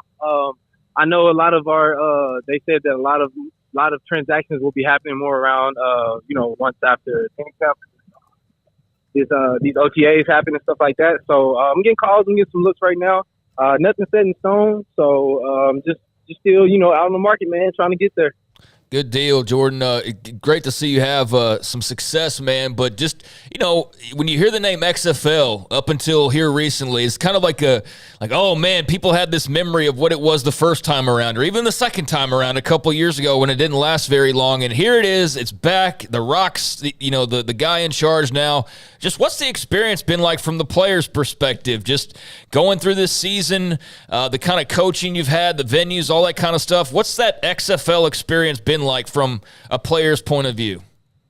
Oh man, it's been honestly, I mean, just seeing it happen over the years, we really didn't get to experience it a lot because COVID happened too. Honestly, this year, man, just being around like the coaches that Hines has put together, or Coach Ward, like we got guys like Joey Porter, Paul Spicer, Jim Herman. These guys are reputable names that have been in the NFL and doing coaching, playing. Shoot, Coach Ward has did everything, as a young kid that plays football wants to do in life. So being around these type of guys and just being able to pick up on everything that they give us, just little game, man, just talking to us. It's hard. It's easier to play for a guy, that has done everything, but then it's also harder because they know all the BS. They know, you know what I mean? They've done it all. They done said it all the excuses. So, man, and just the environment playing, we had a lot of fans at most of our games, man, and shooting, just going out playing against some talent, shooting. I got to play against Don Lovett and Abram. Oh, that was so fun, man. I bet it was. You mentioned those who are on staff. Joey Porter, the former great for the Steelers. His son was just drafted a couple of weeks ago. What advice, what knowledge and insight did he give you? Oh, man. It's a long talk, to be honest, but I will say that I went to him at the very beginning of this whole thing in January. I really sat down with him, man, and expressed like my concerns about, like, not concerns, but just more of like the PTSDs I've had, like, not just thinking it's not going to work out, being negative and just not having the confidence in myself. And man, I sat down and talked to him, and shoot, the rest is history now, man. That guy right there just really just pushes you to be better in yourself and really stand on who you are and the things you're good at. So all the other stuff doesn't matter as long as you're good at what you're good at. And man, and you see it in his son, man. His son is a dog, bro. So that guy right there, that's my dog. I love JP to death. What did he say to you about money? Did he I saw a quote in a paper, an article about you, about what kind of money did you want to earn? Oh, absolutely. Yes, sir. Oh, no, that wasn't Coach Ford. That was Coach Chamberlain, our DB coach. Yeah, he sat me down one day, man, and looked me in my eyes. He was like, this is like third, fourth week into the season. And he's just like, man, you remember when you guys were first getting here trying to make a team, trying to feel your way out? He's like, you know how hard you guys were playing? He's like, now, did you lose focus? Or he's like, are you here to make your $50,000 or are you here to make $750,000? And that really just sparked something in my mind. Like, he said, you're not playing bad, but you could be playing a whole lot better if you remember what your goal was. And that right there shocked it all into play, and I tried to just go out there and put everything on the line. Like, this is my last opportunity to ever put these cleats on. While he was still a player, Hines Ward one time in Sports Illustrated was voted one of the dirtiest players in the league. Well, I think that's a bit of a compliment because they used to say that about John Stockton in the NBA. Yep. And basically it was he's really good at irritating you. How does that translate to his attitude and maybe a feistiness as a head coach? Oh, man. So he brought it up, man. You know what I'm saying? He fell in love with cracking back on people, man. We talked about it. Dirty player against defense, man. But yeah, man, it just, the intensity, man, it's just details. Everything, he's just about winning, you know? I mean, he wants to care for us as players, but he's all about getting us to where we want to go. You know, he's like, man, you guys want to be in the league, so I'm gonna get you there. I'm gonna try to get you there. He took care of us at practice, and he just really just pushed us to be a better collective team and just really just focus on all the details. Now, the aggressiveness, yeah, he'll come in, man, you know, and like the thing is, like when you play with players or when you play for a coach that plays, they talk to you like they're still players, you know, so you're not getting like the runarounds. You're getting the exact truth up front in your face. We had a thing, Tell the Truth Monday. We sit down and we watch the film together and we calling out everything, you know, and that type of intensity is what, you know, made him Hall of Famer. So I've been into everything. Did he ever brag about being the only player to survive Bane's attack on the stadium in The Dark Knight Rises? Hey, we put it up in a meeting one time. Honestly, that was probably, I would say that was his best play right there. Jordan, what's it like to see some of your buddies around the league, whether it's Baylor guys or others that you just grew up playing with, but in particular, Abram Smith having a pretty big year? Bro, what? Abram did his thing this year, man. John Lovett did his thing, and so did Jalen McClendon. These guys, like, I love it because we're all out here on the same mission. You know, even the guys that I've known, met at the NFL Alumni Academy, guys that I met in Canada, we're all on the same hunt. We all have that same hunger. And it's good to be around those type of guys because you feel like you're the only one sometimes. And actually seeing that happen in front of your face and, like, other guys telling their testimonies and their stories about where they've been and how things have went for them, it makes you feel a little bit better. And it also makes you feel like, man, I got to go harder because this guy's still going hard too, and it just gives you a sense of belonging. But it was really fun to see John, Abram, and Jalen, man. We talked throughout the whole entire game. It was like we practiced against each other, but playing them is a whole different thing. Those guys are dogs. Yeah, they both had Abram, of course, led the league easily like you did. He led in rushing yards like you did in tackles. So you told me when you texted me back about a segment that you were getting a break from painting. So what are you doing? Is this are you painting a house or what are you doing? So right next to our hotel in San Antonio, there's a sports bar next door, and they're having a thing in San Antonio where they're pushing a lot more art downtown. Mm-hmm. So they saw that. Actually, a lot of games they asked me about my art and my page and stuff. So they posted a lot of my paintings and stuff like that. So one of our media guys reached out and now they was like, man, so it's a Brahma and he can paint. So it's like, might as well leave a mark on San Antonio and let him paint the sports bar next door. So I'm doing a mural on Moody McMurphy right next door. Can you send me at least portion of what you've done so far where I could put it up on the show TV screen that we're on? Absolutely. We'll do. Just text it to me and I'll put it up and let everyone see what you're doing and how you're doing it. How much have you been able to keep up with Baylor? Obviously, they had the tremendous team 2 years ago. Last year, they took a step back, which has kind of been the roller coaster. Your thoughts about Dave Aranda and what you've seen? Oh, man. So me and Coach Aranda were able to have a conversation right before COVID hit, still at Baylor training and stuff like that. Oh, man, I just love what he stands for, man. The guy is just a good-hearted dude that cares about his players. And at the same time, he's implementing like good football, man. So he's bringing in the right guys to fit his mold, and hopefully, it goes exactly the way it needs to. They have the great coaches still there. They still got Coach Bell. They still got Coach Wessel. So I know those guys are, they're excited for the season. They're probably gonna put out a great product this year. And with Aranda, man, he's just gonna keep leading them to the promised land. So I know they're gonna do good. But I hope everything just kind of goes the way that they want it to for the season. Jordan, thank you for your time. Congratulations on the year you had. Good luck with what's on the horizon. And also send me those pictures or a picture of the artwork. We'll put that up for our audience to be able to see, which is coast to coast. We appreciate you. Continued luck with what you're doing. Hey, man, thank you all. Miss you guys. Yeah. Hey, best of luck to you and everything, man. I appreciate it. You have always been among the absolute best when it comes to a segment with a player when you were at Baylor, even when you came out and committed it from Paris to Baylor and also where you are now. Thank you, Jordan Williams of the San Antonio Brahmas, for being on with the show today. Great personality. Yeah, and that's one of those moments where, you see the occasional comment or whatever, like, oh, I don't need the extra leagues or whatever. Like, what?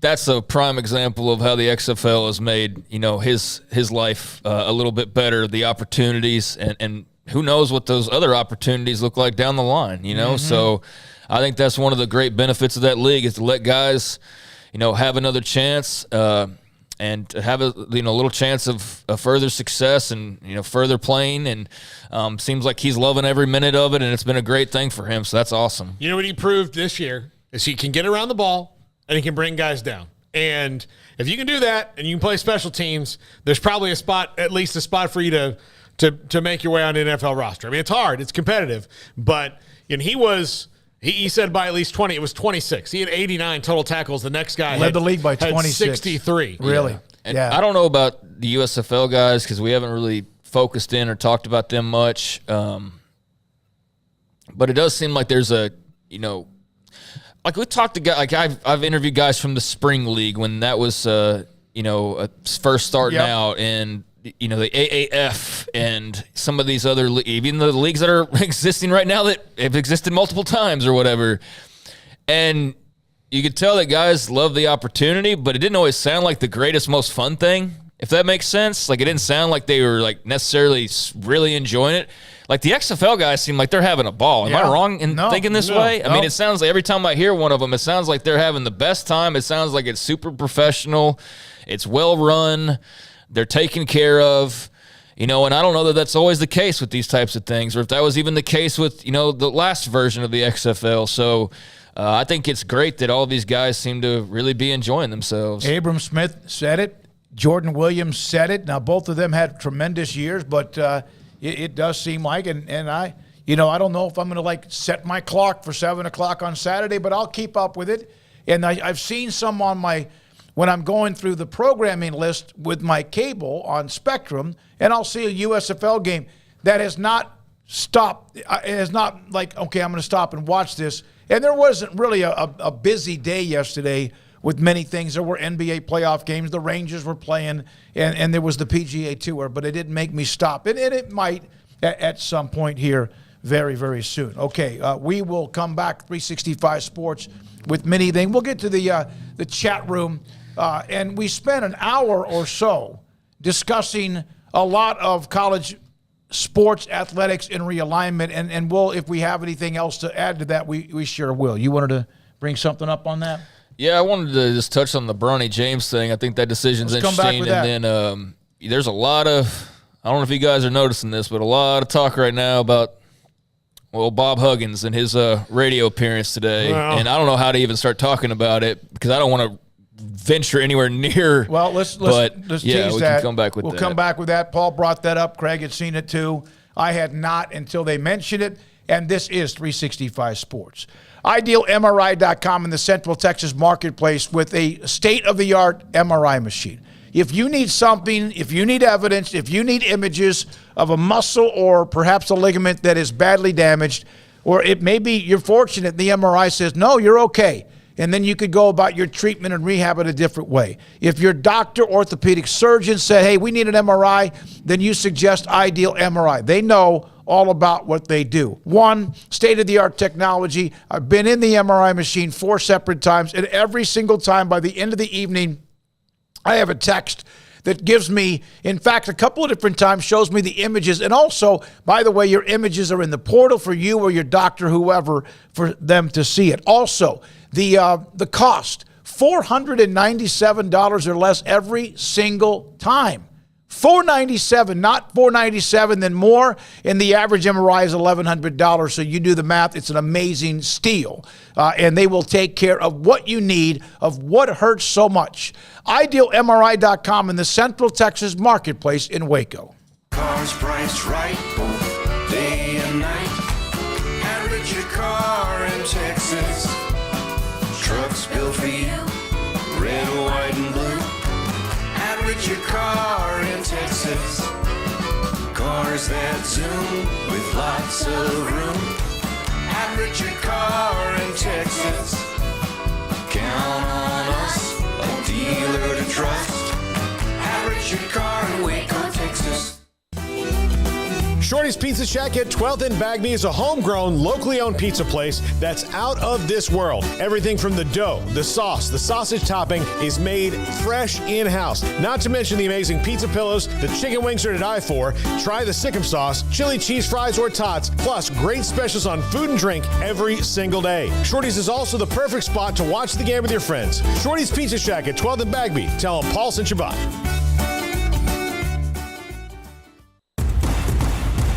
Petty Clinic Men's Healthcare in Woodway is now proud to offer you men an exceptional weight management body sculpting product called semaglutide, also known as Ozempic or Wegovy. Semaglutide is an FDA-approved weight management medication. Once-a-week injections of this powerful medication offers an average body fat weight loss of 20% within the first year of treatment. In addition to body sculpting, semaglutide also normalizes blood sugars and has the clinical research proof of reducing blood pressure, cholesterol, stroke, and heart attack risk.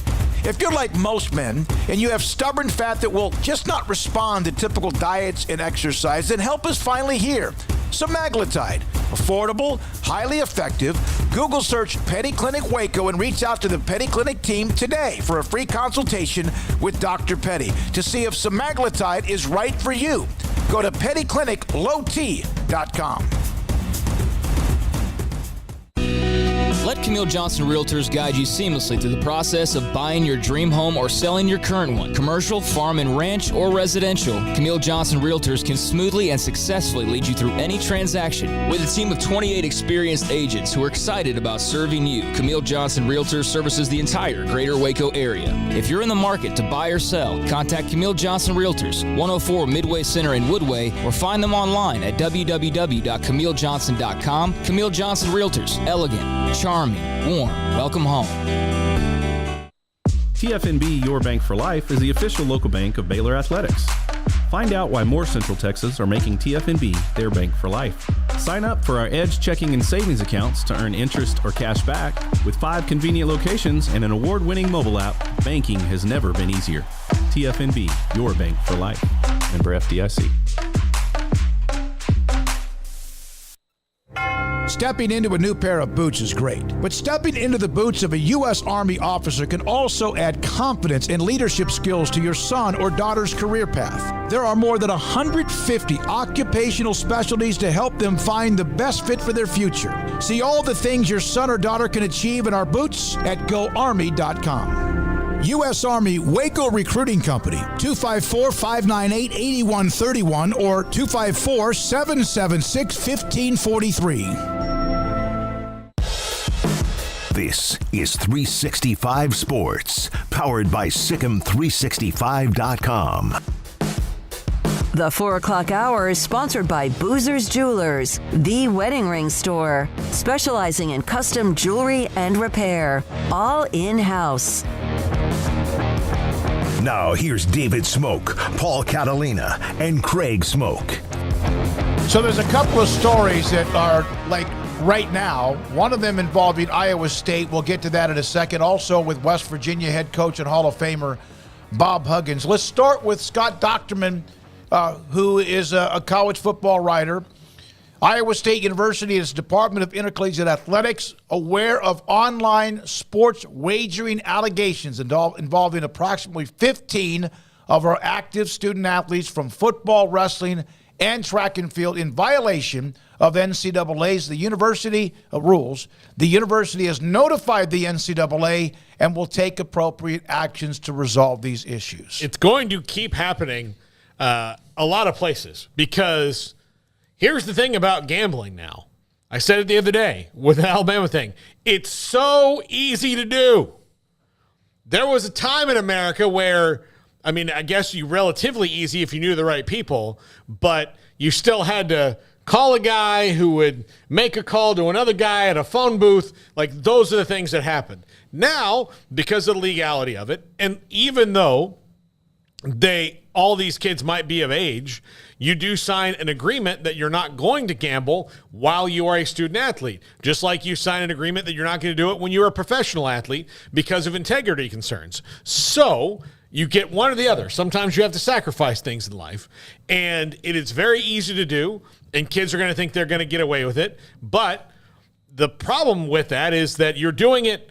None of them did this by the mail, right? They didn't drop it in with an alias. They did it from this thing right here, right? Yeah. From an account that's probably really, really traceable. And there are all, like we found out about Alabama, there are all these watchdog groups that are sweeping and looking for irregular activity. So there are ways. You're not going to get away with it. You're not some mastermind. So it's going to happen a lot. This is probably the new, this kid got a plane ticket.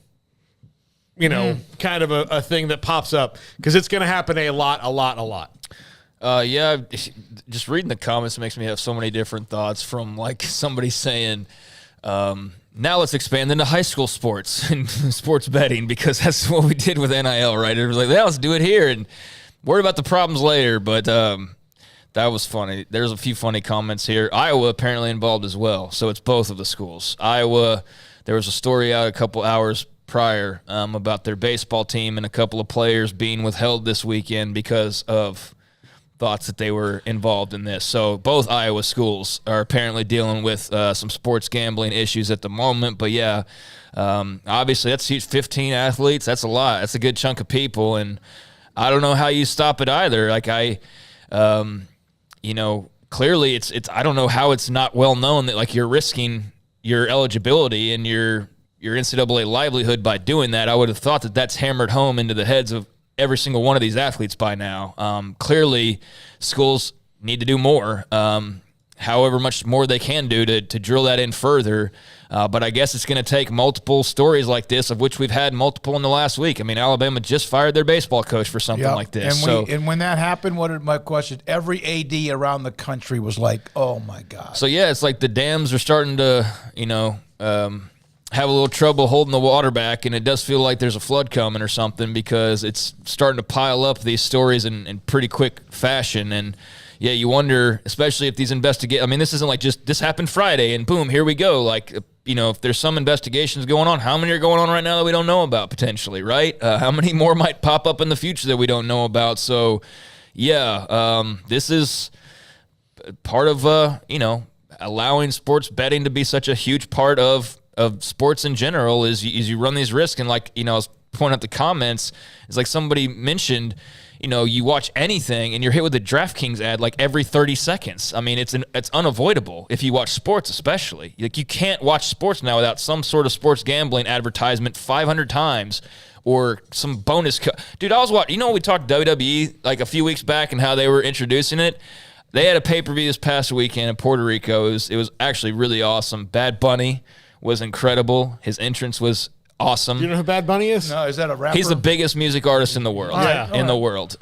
He's Latin trap is really kind of his genre, but he came out. It was an incredible entrance. Like, if you just get chills over things like that, watch the Bad Bunny entrance. When you finally do watch Bullet Train, like I told you to, Smokey, he's actually in that movie for a few minutes. I got this video. Yeah, he's super talented dude. Yeah. Like, he's an incredibly talented, biggest music artist in the world right now, bar none. But so I was watching this pay-per-view, and all of a sudden, like, this backstage segment pops up, and I think it was like Bobby Lashley and some other guy, and they're like promoting, or Big E, they're promoting the DraftKings WWE odds, and like, do you think, and I was wondering how they were going to do this, right? Because the outcome's predetermined. Mm-hmm. So like, if you could be an employee and just bet because you know who's going to win, even though it gets changed, whatever, but they were actually doing like, do you think a steel chair will be involved in this match? bet on that, or will this be a DQ or a count out, It or would have to be all props that are things that in the improvisational nature of what's going on in the ring happen, right? Yeah. Even though some of that's still playing too, a lot of that. So that's how that's how they're doing it. But yeah, I'm watching WWE. They're talking about betting on WWE, and I'm like, it's scripted. So it's just everywhere you look. I don't know how you hold it back at this point. And this is just another issue for college football, college basketball, college athletics as a whole. Clearly, baseball's heavily involved already. It's another thing for them to have to struggle with right now. I'm seeing the entrance. It's crazy. You can't watch it without the volume, though. I know. The volume's what makes the entire thing. All right, well, we have that story. Number 2, this one here, Bob Huggins, the Hall of Fame coach. Paul, what happened? He was on a Cincinnati radio station today, and he uttered a homophobic slur twice, actually. And here is his apology for that. Earlier today, on a Cincinnati radio program, I was asked about the rivalry between my former employer, the University of Cincinnati, and its crosstown rival, Xavier University. During the conversation, I used a completely insensitive and abhorrent phrase that there is simply no excuse for, and I won't try to make one here. I deeply apologize to the individuals I have offended, as well as to the Xavier University community, the University of Cincinnati, and West Virginia University, as I have shared with my players over my 40 years of coaching. There are consequences for our words and actions, and I will fully accept any coming my way. I'm ashamed and embarrassed and heartbroken for those I have hurt. I must do better, and I will do better. He and the host is not going to be in any less hot water either. Bill Cunningham is his name. Bill Cunningham. That sounds familiar, and apparently he's a big deal out in that area. I don't know. I just don't personally know. John Cunningham is the AD, right? Yeah. I'm not saying there's a relation. That's where I heard the Cunningham. So Judson, there's some comments on the chat room about being overly offended, and you just can't say certain things. Now, Huggins is a rock star. He's a Hall of Famer, but we've seen this before where no matter who you are, and especially – man, it just all depends on the wave of how social media reacts. Not that it's the judge and jury. I love Bob Huggins, but what he did was stupid. What he said was stupid. You can argue semantics over the level you should be offended or something, although it's to each their own. I'm not going to tell anybody how offended they should or shouldn't be over something. But, if you just read what he said, the one takeaway that I have more than anything is how incredibly bleeping stupid was that. Yeah. What did he think he was doing? A non-public interview or just having a regular conversation with his buddy and thought he could just say whatever? And just an incredibly dumb thing to say and really reinforce. He doubled it up. He was talking about, he's talking about Xavier fans and said a word that's a homophobic slur and brought up Catholics as well, and he just said some stupid stuff, and I don't know what he was possibly thinking. And obviously the schools felt like they needed to issue a statement. And I've seen when we were talking earlier, all of the the usual grouping of national reporters who caught on and we're all discussing, and that's when I first kind of caught wind of it. But not a good look.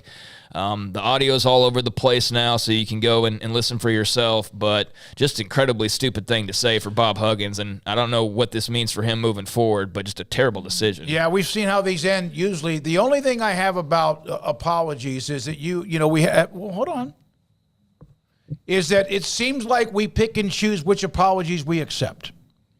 We critique apologies. There are people who have been able to have said things that are stupid and racially insensitive, and yet they survive, and then there's some that say it and they're gone. They're done. And so I wish we could kind of come to a consensus here on what and how you handle this, but I got a feeling that Bob Huggins' days, I hope, I don't know what's going to happen here, but if you kind of go through the ups and downs most people think he's gone. Well, it's not really what he says, it's what he does. In after it that makes the apology sincere. Anybody can say they're sorry. It's how do you approach that later on? That I don't know how Bob Huggins does that, and that's only for Bob Huggins to do. He was very, very much too comfortable. I've seen that phrase on the chat room. Way too comfortable. He was talking with his buddy and didn't think they were on the radio. Yeah, that was how that all went down, and that's just not something you can do. And you have to, you can. Each person is going to be offended to their level, but the thing you have to think about when you're going on the air in a public forum is, what you say is taken different by everybody. So the goal should always be just to make sure that you're not going to hurt somebody. I mean, things happen on accident, things happen for different reasons, but yeah, he was way too comfortable. Gregory Krug, I think it's a horrible look, but I do not know if he should be fired over this. If someone working retail said that, they would be fired. If a multi-million-dollar coach says it, oh well. Yeah, I don't know. I don't know how this works out. Golly, here we are rolling along, and then all of a sudden the Iowa State gambling, which is, I would think, going to be... And Iowa. And then the Alabama story. I don't want to use the word epidemic, but I got a feeling we're going to hear a lot more stories about gambling in college programs that are being involved. And you wonder, as we're closing out a semester for most schools, if there was a come to Jesus with, hey, if you've done something, you need to come clean with it. And then again, it's hard to admit that, knowing most likely you're going to lose your job, scholarship, and also face whatever possible legal issues you might. So yeah, I don't know how you put the cap on the bottle with that, because I think, people are still going to find a way to do what they want to do. I just saw, I don't know if it was Matt Brown or somebody like that had a stat about prior to legalization or something. There's the poll that had 24% of college athletes already said that they were betting on sports gambling, even when it wasn't legal or something like that. So you can imagine now that they're, able to just pop on the phone like it's Twitter and place a bet, how easy that is, and the returns if you win, and the jolt you get there, and all of that. But yeah, it can be policed somewhat, as we saw with the Alabama story, but, can they do that all across the board at every university, and will it always be caught, and all the athletic program and just everything that goes with that? It's, we've been saying you had a lot on your plate already, but my gosh, this seems like the gambling thing has now become the big new topic that, we've known has been there, but now it's really starting to kind of catch fire with these issues piling up, and it's just another huge thing for them to have to contend with. Legal and illegal gambling is something that's always there. It's a very consequential decision you're making. Back in the days when it was illegal, I mean, there are a lot more consequences. You could get roughed up if you didn't pay your debts. There were all these different things that went into it. I'm sure that still probably goes on illegally, but now it's just so easy to do, like to go on DraftKings or FanDuel or anywhere like that, and depending on what state you're in, Louisiana has when we were there, they were trying to launch for the Sugar Bowl a couple years ago. They were trying to get the Caesars Sportsbook app working and launched by the beginning of the new year, so that people in Louisiana, a state where there is Harrah's, a Caesars company, could bet on college football games. So, Travis Roeder, I love this quote. Today the message, and Travis, great to have you on the chat. Gambling is great, and if you're bad, and you're bad if you do it. Sure, you can articulate how a league will promote large-scale betting while almost emphasizing how employees within teams shouldn't make such bets. You can, but good luck.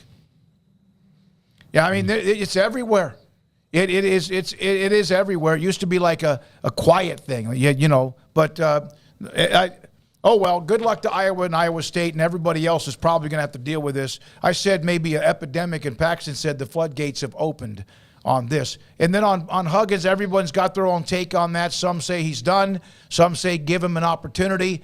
What is his history?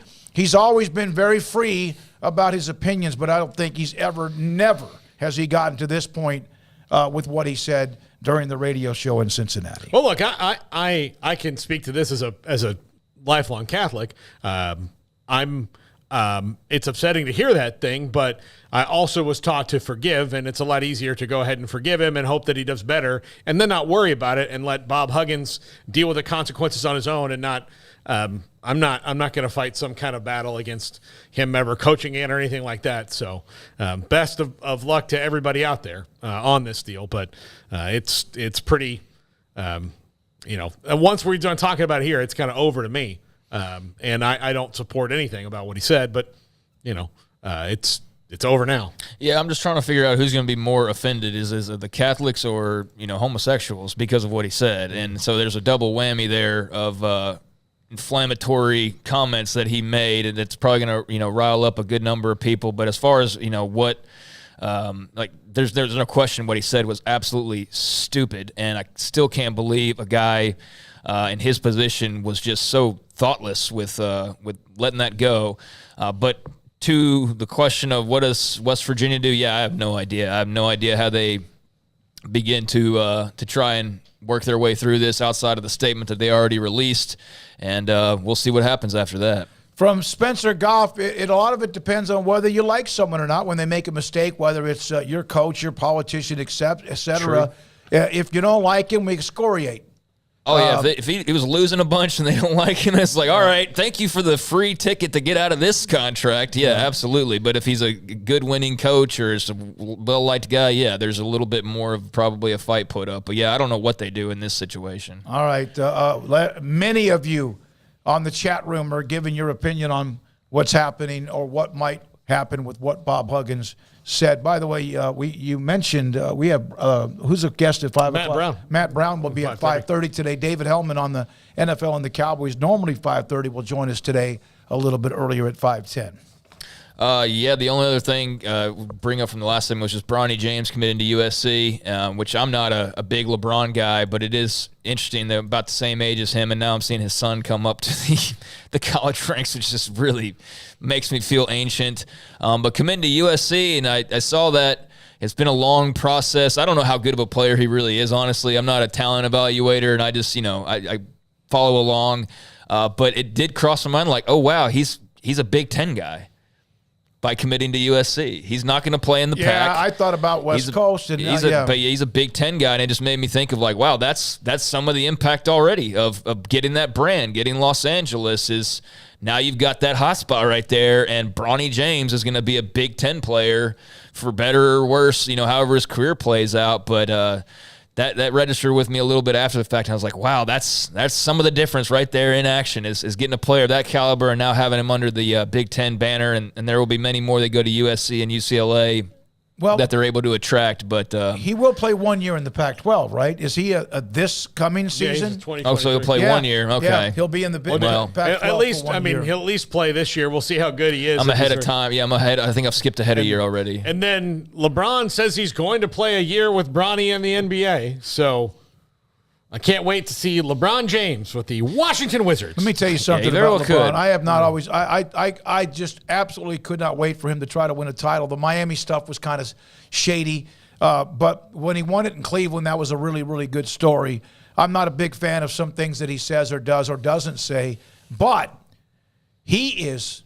The Lakers are up 2-1? They just mauled Golden State. He's playing at an incredible level. And if he's going to wait for Bronny to get in, so it means he's going to play the rest of this year, that means he has to play again next year and then has to play again a third year from now, 2 more years from now for him to play at least 1 year with Bronny James. What if some team in the NBA drafts him and it's not the Lakers? Well, they can do that. A way better shot than getting to the Lakers. Yeah. LeBron's, can't just tell the Lakers, you got to get up to number 1 to make sure you get Bronny. Or they can't tell the Pistons you can't draft him.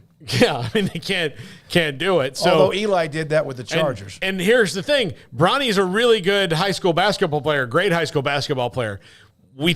People think he's going to be a really good college player, and they think he's got a pro track. And even if that's the case, the only way that LeBron can guarantee he plays with them on the Lakers is if the Lakers are bad enough to have the number 1 pick or trade for it, which the those two scenarios don't appear to be all that likely as long as LeBron is there. So, man, 2 years is a long time. We got a long way to go till he gets to that point. I do think the Lakers, though, as long as LeBron and AD are there, will at least be like the Cowboys are, where they can be bad, but they won't suck that bad to where they'll have the number one pick. Like, they could be bad. Given that they could win the title this year, probably not. I mean, considering that they're leading their series and they're 2 steps away from it, they could very well be good. But again, that's 2 years down the road, and who knows what anybody's doing at that point. But I was a year ahead of time. That's what's wild about the SEC stuff and the Big Ten stuff, is that there's still a whole nother year of this. Like, you think it's like, it's all. No, there's a whole nother year of football and basketball and baseball and every sport. Going through it right now, Right. And have another year after that. At least they know the ending. Yeah. So it's around the corner, but it's not quite within reach just yet. But he'll play 1 year in the Pac, and then we'll see what he does there, and then off to the Big Ten he'll go. So I just thought that was interesting as a guy about LeBron's age to see his son now making his way to the college ranks and giving a big commitment. So it's Emery Winter, Jack McKenzie, and also Garrett Ross running the mothership from behind the scenes in various ways. We have the 5 o'clock hour around the corner. We'll get to that, but another segment. Then David Hellman. We'll also talk college football and get feedback on Iowa State's story and even anything with conference realignment at 5:30. This is 365 Sports. I sent a text to Brian Bauer, the owner of Waco Custom Marketplace on Lake Air Drive in Waco. I said, okay, how much now are the 30-pound sacks of live crawfish? If you order by Wednesday, you can pick up how many crawfish you want, how many pounds of crawfish you want on Friday after 4 o'clock or on Saturday when their doors are open. It's down to like almost $3 a pound. Remember when I first started, when they got kind of back for the year, like $4.50 a pound. Now, I think he said $3.05 a pound, give or take whatever's changed since that was last week when I spoke with him. Live crawfish boils. I was walking out of H-E-B the other day, and they had a crawfish boil going on the side. Waco Custom Marketplace has an annual crawfish boil that they raise some money for a charity. It's just, it's that time of the year. So if you want live crawfish, 30-pound sacks at just over $3 a pound, Waco Custom Marketplace at 425 Lake Air Drive in Waco.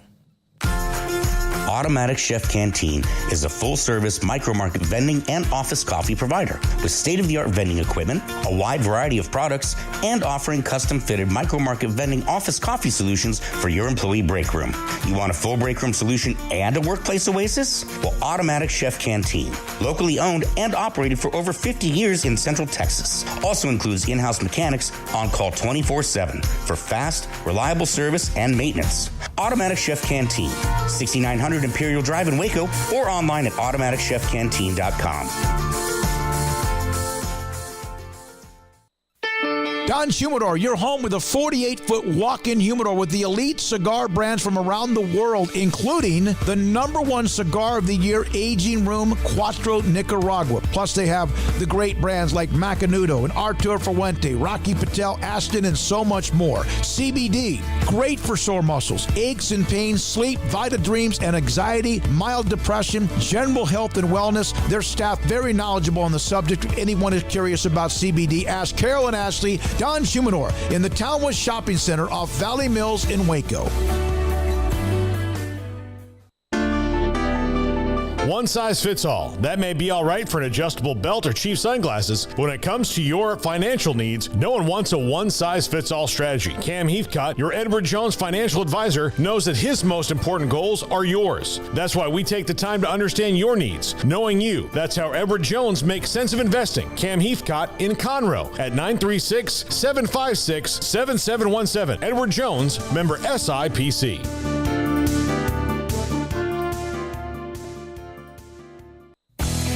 Three Nations Brewing Company has 16 different beers on draft with a new beer every Friday. It also offers 2 air-conditioned tap rooms, a large indoor beer hall, a second-floor mezzanine offering a great overview of the brewing company and equipment and patio where you can relax under the shade. Plus, you can now experience the new Three Nations Beer Garden Grill on our shaded patio. Grab a cold beer and enjoy a bite from our freshly prepared and delicious menu. Street tacos, quesadillas, freshly cooked burgers and dogs, and veggie burgers too. Nachos and so much more, all prepared and cooked on site. So come visit the award-winning Three Nations Brewing Company on East Vandergrift off I-35 in Carrollton.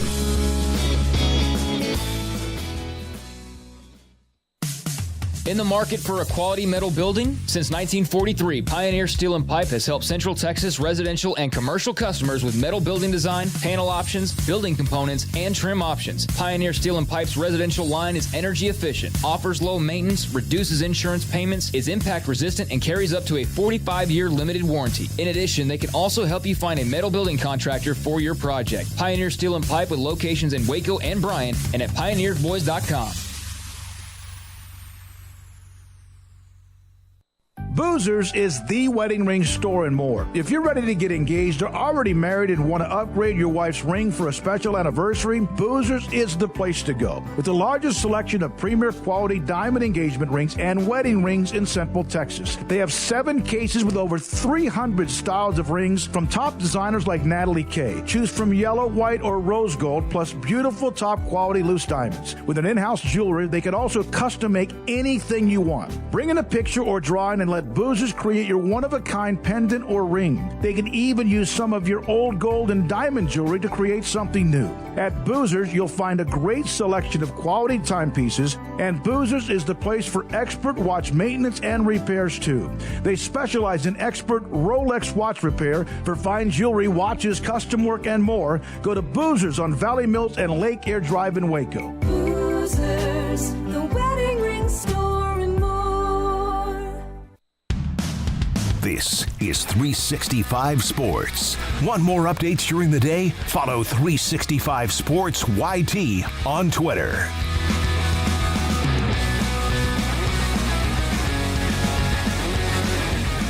Man, you never know what is on the plate when it comes to topics. We discussed quite a bit the first hour about Kirk Schultz, the head coach, or excuse me, the president at Washington State, and his discussion in an hour-long interview that Craig listened to, and then we put up or discussed some of the quotes that were a part of it. That went deep for about an hour, and his chat room was back and forth. And then the story involving Bob Huggins, and Ashley Hodge just sent me a text making sure we had gotten the story. We're not going to play the audio. No. We're not going to play the audio. No. But yeah, you can tell that people are lit up over it in different ways. Some that are saying, "Man, he made a mistake. Let him go." He apologized, and these things usually end badly. They do. I mean, very rarely with this, and you can get upset about it. It's part of the deal. And the bottom line, don't blame those who and how they react. Although I do think at times we are incredibly overly sensitive about everything. Not this one, but you can't blame anybody but the person who said it. Period. Exactly. There's nothing really to debate. I mean, he said something stupid, and now he's going to pay the price for it. And I like Bob Huggins, but I also saw what he said, and yeah, I mean, that's for him to have to deal with now. Nobody needs to defend him or anything like that, and feel like he's getting, some like attack, from the blind side. We're only talking. Nobody's talking about Bob Huggins today without Bob Huggins, and that's the bottom line. So. We'll, like we said in the last segment, we'll see what West Virginia does from here on out. They've released a statement, and that's been their latest move, and we'll see what they do beyond that. But, yeah, no result, I think, would be surprising in terms of if that's the last we see of him, quite honestly. And if it's not, then, I'm sure there will be some acts of attrition that he will have to display and show to reassure people that that's – the proper move. So we'll see. I think it's just a real shame though, because he's I think mostly lovable guy. I know he's got like that edginess to him as well, and probably has his enemies. But I think people love having him in the league, and West Virginia fans love him and stuff. And so that's just it's a shame. Tom Brenneman, remember him? Cincinnati Reds television broadcaster, a Hall of Famer, was fired over something very similar with what he said. Yeah, there's a picture of Huggins and Brenneman together floating around already. So, yeah, people have put 2 and 2 together there and, have connected them already in that regard. But, yeah, you can see that comparison somewhat, I guess, although there won't be the deep drive to left field Castellanos meme that spreads from this like there was with Tom Brenneman, which is a funny, I guess, thing that sprung from a bad situation. But I don't know if anything fun springs from this Bob Huggins thing. Someone here, Spencer Goff, not to fire him. I'm not on the fire him train, but it was bad enough you have to minimum suspend him, or in some ways there has to be consequences if in fact it's not that he's gone. Yeah, for sure. Absolutely. And then on the other side, what does Iowa State do? Just to kind of wrap up all that we've been talking about here in Iowa, and we saw Alabama. You can fire the baseball coach, but what do you do to the players? Do you kick them off when they're caught? How do you go about doing that? Well, is there a severity to it? Right. So if you were in a bet's under $100, you suspended 2 games. You cannot have levels. You probably can't. Yeah. You cannot, I was just in a DraftKings league doing doing NFL stuff. Well, no. Well. Yeah, and I'm not saying that the only level is that these young men or women should lose their scholarships. I'm not there because I don't know it yet deep enough about the story. It doesn't. The bottom line is, I'm saying, what do they do? Because the rules clearly, you can't do anything. There is no level. There is no hey, it was only $50 and it was only on soccer or something in the Premier League. It doesn't matter. You do it at all. It's not kosher, right? So, Iowa State and Iowa now amongst those who will have to wade through that. But, Iowa State's already commented on it, and I didn't go to look to see if Iowa had commented on it as well. But 15 Iowa State active student athletes, football, wrestling, track and field is what sports those 15 athletes cover. And, the NCAA has been notified, so we'll see what happens there. But surely not going to be the last time we hear about a sports gambling story, given we've heard 3 or 4 of them in the last 7 days or so, last couple weeks. When the Alabama baseball coach that story popped, my biggest concern was not the Alabama baseball coach story, but just because, as Paul has mentioned, Craig has mentioned, as everyone knows, the gambling sponsorships and the ability so prevalent. And man, and like Paul said, you can just pick up your phone and do something. And how many athletes have done that? It could be just, again, like Paxton mentioned in the chat room, could open up the floodgates. Well, it's also a situation where they're clearly able to figure these things out on the other end, though. Quickly. I mean, it's not these people are doing it, and then there's hey, I'm never going to get caught. I mean, they've used technology to slam the Alabama baseball coach into unemployment and prove that pretty quickly, and they assuredly have some evidence here. That's why they're acting the way they are on this thing. So there are some repercussions. It's not a situation where you're just gonna put a fake name up, I suppose, or anything like that. There are some people out there watching what's going on, that's for sure. All right, and from Spencer, my guess is that Huggins steps down for the good of the university. That is an option. Alan Train, you just don't bet on games. It's common sense. That's the one. That's the thing to me is why, if you're these athletes, why? I mean, unless it's just so ingrained in you at this point, which how could it even be that ingrained in you? Because you're at most 22 probably. So, has it been ingrained in you for 4 years, I guess? Yeah. But if you're not some older veteran person who's been around for a while, I don't know why you even go why even have the app? I mean, why even flirt with it at all? I don't get that part of it. It just seems like you're a surefire way to get yourself booted, and just a really dumb thing to try and play with, or just you're playing with fire. It's not a smart thing to do. From Bill Dingspeed, can they go to casinos and play slots or blackjack? I don't believe so. You mean they cannot gamble, student athletes, on other sports either? That's some BS. They can't gamble on sports. Anything. Right. Yeah. They can't gamble on sports. They go play slots, though, I don't think you can go and, I mean, how do you, again, stop them from doing a slot machine, especially when you're I don't know that for sure. Yeah, I've never thought about them gambling, like just regularly going to Vegas and, playing slots or whatever. I have no idea for sure on that. I would think that that's on the up and up, but then, as you balk it, they can't do anything. Well, yeah, I don't know. I actually don't know the Mac full Rhodes rules. expected to be with us tomorrow. We can ask him. Or we can just Google it. You'll probably find it that way a little quicker. Yeah. But I'm just talking and saying that on the surface, I don't know what's permitted or not as that goes. But yeah, I mean, like BS on other sports.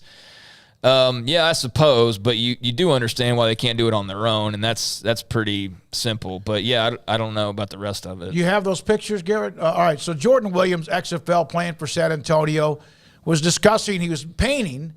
And he's next to a sports bar that's where the team hotel is. So here are a couple of the images. He's painting a mural, and there's at least the beginnings of what he will finish up with as he shows his artistic way, which two things for sure in my life I've never had, always jealous I wish I could have, and that is to sing and paint or draw. And I can't do either one. Here's the thing, though. When it comes to art, beauty is in the eye of the beholder. So, it's never too late to start. And then I understand that. That's not true. It's all in how you sell it. Ugly is ugly. Hey, look, Jackson painting. Look, try to buy a Jackson Pollock painting right now. It's just splash paint. You don't get it, man. Who's Jackson Pollock? Yeah, I'll show you. All right, very famous. I learned about Bunny Boy and Jackson Pollock. Bad Bunny, Jackson Pollock. Show some respect. I'm the biggest artist in the world. Bad Bunny and also Jackson Pollock. All right, so Jordan Spieth just released a note. He is withdrawn from the Byron Nelson up in Dallas, has a wrist injury. He said, there's no one that means more to me than Byron Nelson as far as my respect for him. But my left wrist is in pain. Doctors confirm an injury that requires rest and limited movement, which also you would think will take him out of the PGA Championship, which is in a couple of weeks. So hopefully, and good luck to Jordan Spieth as he tries to heal from a wrist injury. And that is from the AT&T Byron Nelson. He is out and most likely will miss the second major in a couple of weeks. This is 365 Sports. Riverbend Liquor and Wine, Lakeshore Drive and North 19th Street, a hidden gem in Waco. Look, if you were at a party this weekend and you needed say some craft beer or some delicious craft Texas whiskey delivered to you and you didn't know what to do, well, you could have gone on DoorDash and gotten it from Riverbend Liquor and Wine. They're actually building a second location downtown right now, and I saw pictures on their Instagram from Jeffrey about how it's coming along there. So they are ever expanding at Riverbend Liquor and Wine and growing the empire, and couldn't be happier for them for doing that. Great customer service, a speedy drive-through window. You will not believe the service you get at Riverbend Liquor and Wine when you go there. And if you're curious about something, if you're looking for a certain brand, if you want to know if they have it or if they can get it, believe me, they will tell you if they can have it, if they get it. And the best source for local Texas craft whiskeys and craft beers in Central Texas, right there. Riverbend Liquor and Wine, Lakeshore Drive and North 19th Street, behind the bank. In our logo and advertising, we say we are people that you can count on. What does that mean? It starts with providing a quality vehicle and quality service at a fair price.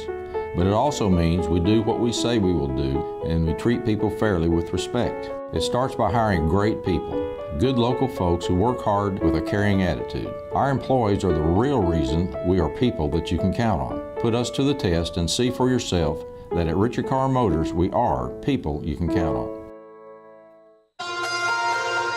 Waco Regional Tennis and Fitness on Lakeshore Drive is premier, elite, life-changing experience where you can change your mind, body, and soul. Waco Regional Tennis and Fitness offers over 40 group exercise classes each week, including boot camp, indoor cycling, and more. If you haven't been there in quite some time, you're missing out on the improvements for our members. New flooring in the weight room and locker rooms. Banking has never been easier. TFNB, your bank for life. Member FDIC. Do you or your kids get nervous about going to the dentist? Stonewood Dental, Dr. Steve Childress, he can help. I've spent a career taking care of patients who as children had bad experiences, and now they're adults that hate going to the dentist. If I get a kid at 3 years old and they come every 6 months and it's a happy experience, it's normal for them. Now they have an accident at 6 or 7 or 8 at school Now they have a broken tooth or a trauma. And they have to come here. They're used to lights. They're used to the water in their mouth. They're used to experience. They already trust us. It's amazing what we can do with that kid without it being a negative thing. But if I see a 6 or 7 or 8 year old that's never been to the dentist, and now they have a trauma or an unfortunate unexpected toothache, it's harder to do that for that kid and it not be somewhat of a negative experience. So bottom line is I try to teach kids and adults and teenagers and everybody the way I'd want my family treated, which is where it's a necessary part of life. You just take care of it. It doesn't have to be that big a deal. Learn more, stonewood-dental.com. Parenting is full of surprises. You never know what to expect. So after our son was born, I called my Texas Farm Bureau insurance agent to set up a life insurance policy in case something happened to me. Sawyer is now 2. And we'll soon have a sister. There's no one else I would trust with protecting my family.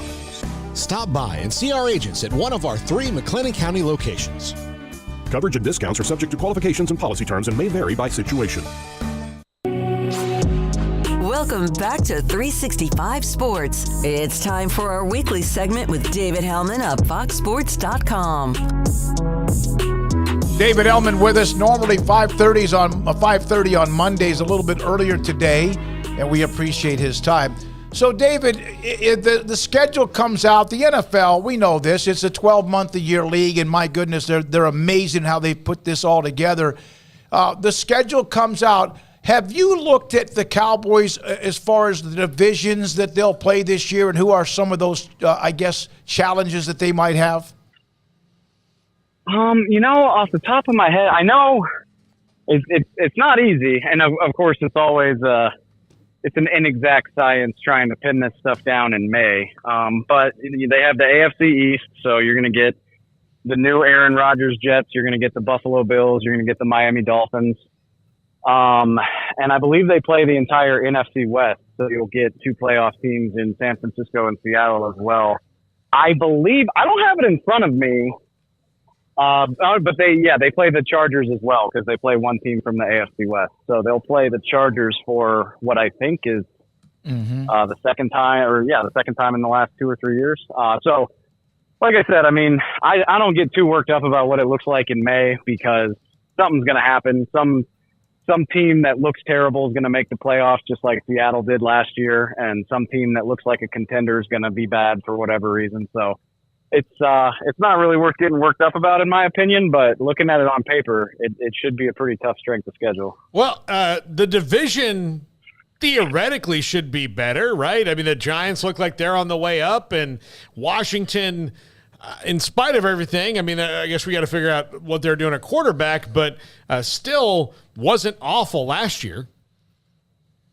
Yeah, I mean, I think, well, ironically, I guess I was going to say the division's never easy, but it's been somewhat easy for the Cowboys recently.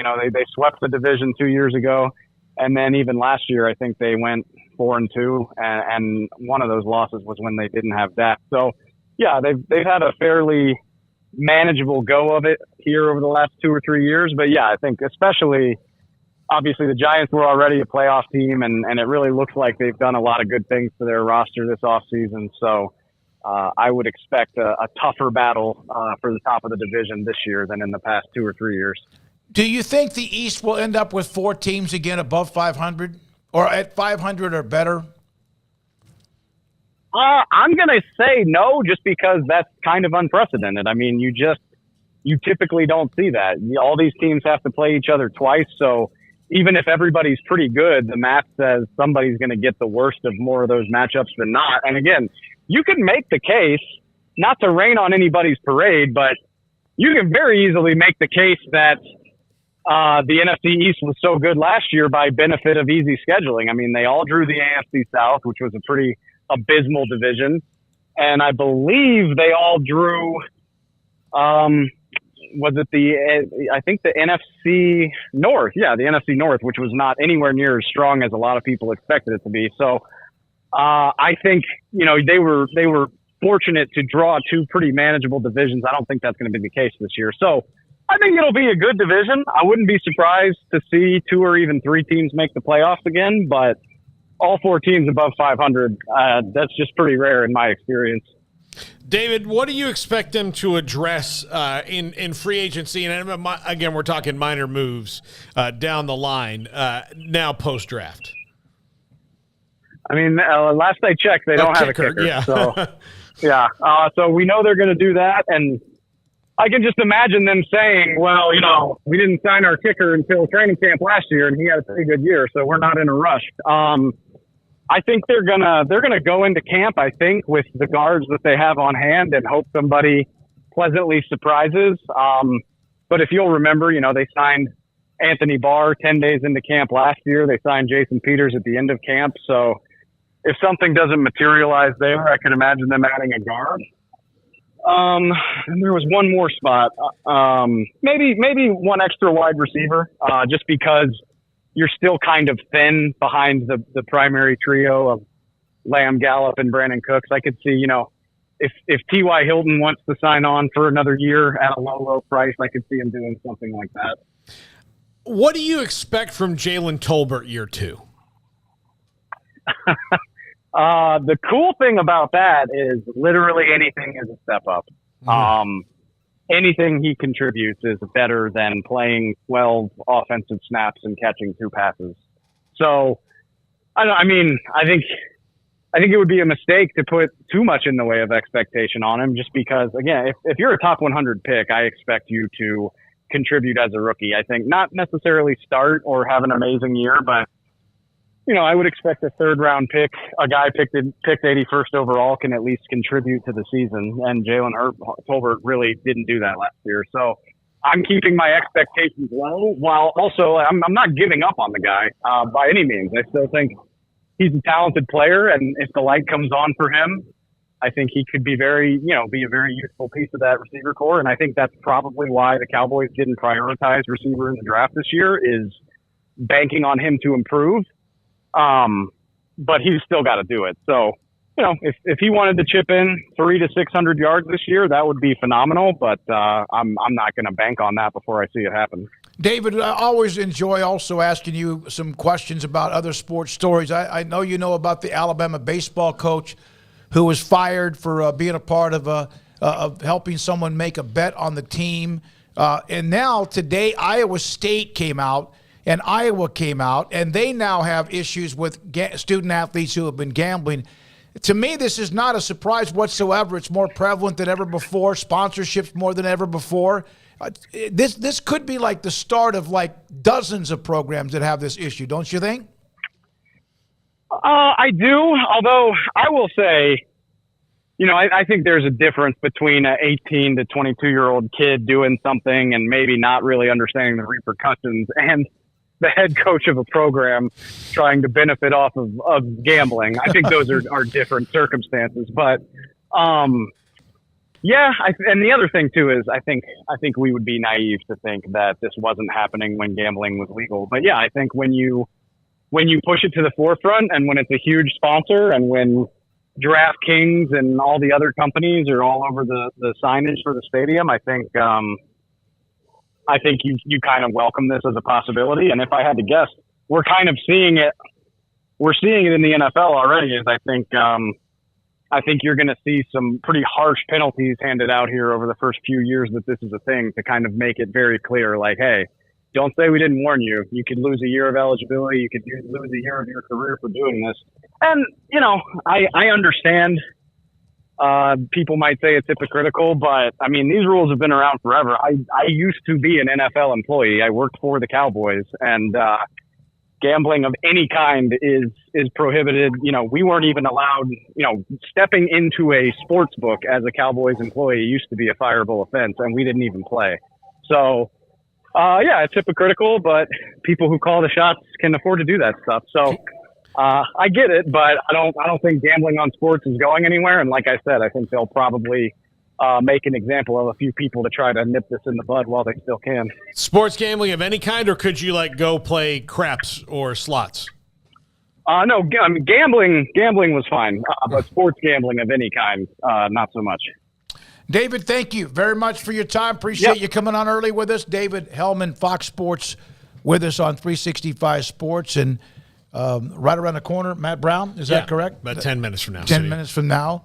with his thoughts, and we'll discuss his thoughts on many things, including realignment discussion and also the gambling stories now that have popped on Iowa State, Iowa, and who knows who's next after that. So what did we say with Iowa State is like 12 people? 15, I think. 15. 26 current student athletes at Iowa involved from baseball, football, men's basketball, men's track and field, and wrestling, and one full-time employee of the athletic department as well. Did not include any current or former coaches, however, so there was that one caveat. But, yeah, 26 current student athletes from baseball, football, men's basketball, men's track and field, and wrestling, and a full-time employee of the athletic department were all the ones that were busted for Iowa. So you're looking at over 40 people between the two, right? A little, just slightly over 40 people, and one non-athlete amongst 40-plus athletes, and then one non-athlete as well. So, yeah, that's a good number. I'm going to ask you this, both of you. Let's just take football. 300 and what did Scott Drew say? 63 NCAA 1 Division I men's basketball teams and 130, whatever it is, the 15 to 130 in football. How many before the end of the month programs will have stories like this?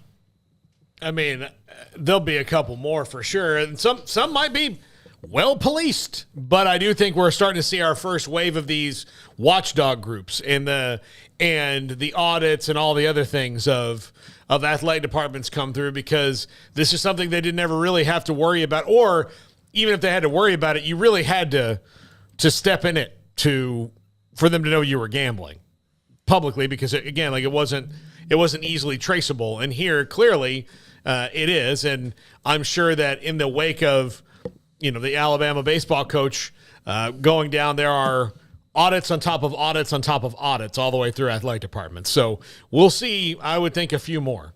Yeah, I mean, I don't know. We could see zero. I don't think it really matters how many we see, or if it's like, oh my gosh, the sky's falling or anything like that.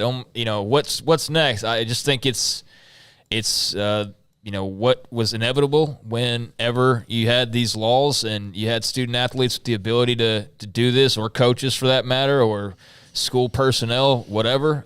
This isn't some big shocker. This isn't like, oh my gosh, I can't believe our programs. I mean, I don't think any of this is surprising to anybody. It's just that now you've had two schools that are not that far apart in the same state that have, more than 10 people apiece, or more than 20 in Iowa's case, that are all caught up and now busted for it. And so, just something to keep track of and to monitor. But, yeah, I don't think we need to worry or brace like, oh, my gosh, the sky's falling. Is something else right around the corner? Yes, of course there is. There's absolutely going to be more stories like this. It's not the death of college sports either, but it is, like I said earlier, it's another major issue for them to contend with, and they already had very little room on their plate for much more, I feel like. But, that's part of the job, so they're going to have to deal with it. Yeah, I remember talking about this a few years ago, and I've talked to a couple different athletic directors just privately about what they, we might even have asked Mac publicly about it, but two issues that were coming down the pipeline of the world, ever-changing world for college athletic directors are legalized marijuana and how you deal with that, especially across state lines and different things where, if it's not legal in Texas, but it's legal in Oklahoma, and you have players go to Oklahoma and they can easily walk to a dispensary and get it, like, how do you even deal with it? Or do you have to just kind of let it all go and hope it all works out for you? And then gambling was going to be something that the NCAA was really going to have to look at. And like everything else, at least to defend them a little bit, I don't think they even knew how to start looking at it.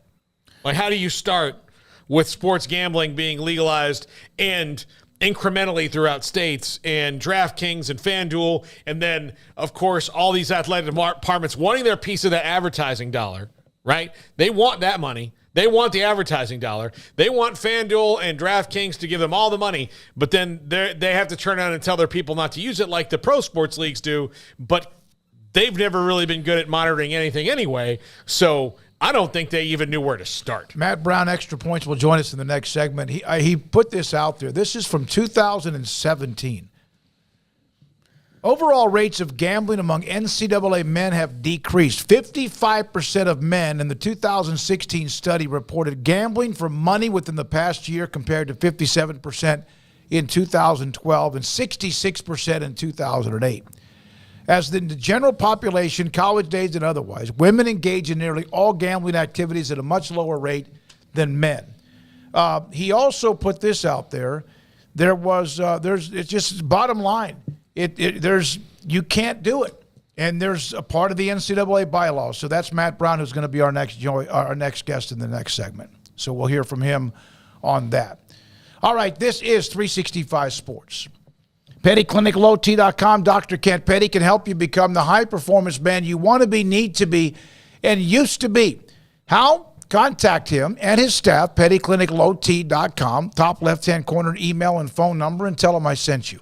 If you are lethargic, your energy's not the same, you're not sleeping as well, you have sex drive that's not the same, ED, all of the above, some of it, whatever it is, 1 out of every 4 men have symptomatic issues of low testosterone. If you're one of those 4, Dr. Kent Petty and his staff can help you out. He will set you up to get your blood work. They'll take care of that. You go get your blood work where you want, although in Waco there's a specific place where you can go.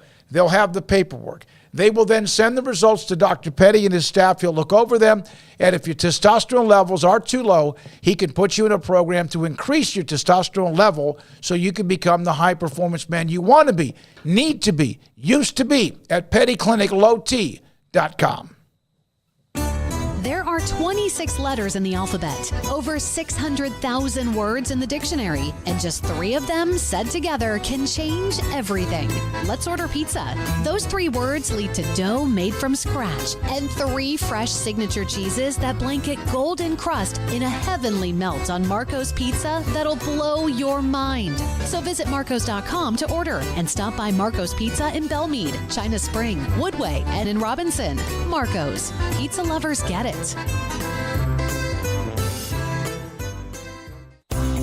At Ideal MRI, we feel blessed to be a part of the Waco community. We're a small family business right here in Central Texas, and our goal is to bring down the cost of healthcare while maintaining high quality.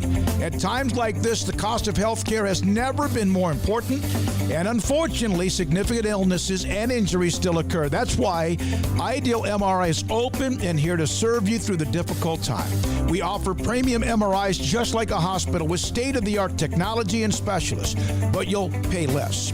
Sometimes thousands of dollars less, whether you're using insurance or not. At Ideal MRI, we accept most insurance and there are no hidden costs, even offering financing if that's needed. Everything included in the price, and you'll not get something as a surprise in the mail later on. If you need an MRI, ask your doctor about Ideal MRI. They'll know. You can schedule an appointment safely from home online in minutes at idealmri.com or give us a call, 833-IDEAL-MRI, idealmri.com. Established in 2007 and independently owned, Alliance Bank Central Texas is committed to helping families and businesses meet their financial goals. From their tellers to their board of directors, they know the importance of superior service and competitive products. Customers have confidence knowing that their financial needs are in good hands. It's your bank, Alliance Bank Central Texas, with 2 Waco locations, 4721 Bosque Boulevard and 191 Archway Drive on Highway 84, and at AllianceBankTexas.com. Member FDIC and equal housing lender. Did you know that 1 out of every 4 men have symptomatic low levels of testosterone and don't even know it? And if you think you're too young to worry about it, guess again. Low T levels can make you feel tired and grumpy, raise your cholesterol, and cause weight gain. Petty Clinic Low T can set up same-day blood screening and results. So if you're tired of being tired, call or go online at PettyClinicLowT.com. It's a private clinic with an atmosphere catering to men. Affordable, only $165 a month, including lab work, office consultation, testosterone injections, and follow-up visits, compared to $300 or more a month in Dallas or Austin, and you don't have to drive 90 miles one way or the other and fight the traffic. Petty Clinic Low T has board-certified physician consultations and will provide the best form of brand-strength testosterone. Contact Petty Clinic Low T for increased energy, improvement in sexual desire and performance, mood, concentration, even a decrease in body and belly fat. Just off Highway 84 and Old Hewitt Drive in Woodway, PettyClinicLowT.com.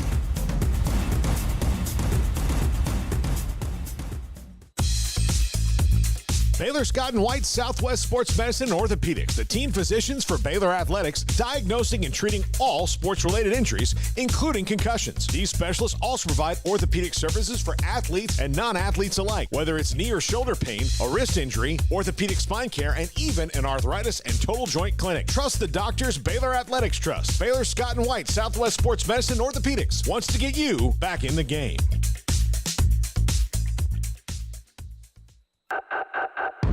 This is 365 Sports, powered by Sikkim365.com. The 5 o'clock hour is sponsored by Edward Jones Investments with financial advisor Ben Erlinson, who'll navigate you through today's financial climate. Edward Jones, making sense of investing. Now here's David Smoak, Paul Catalina, and Craig Smoak.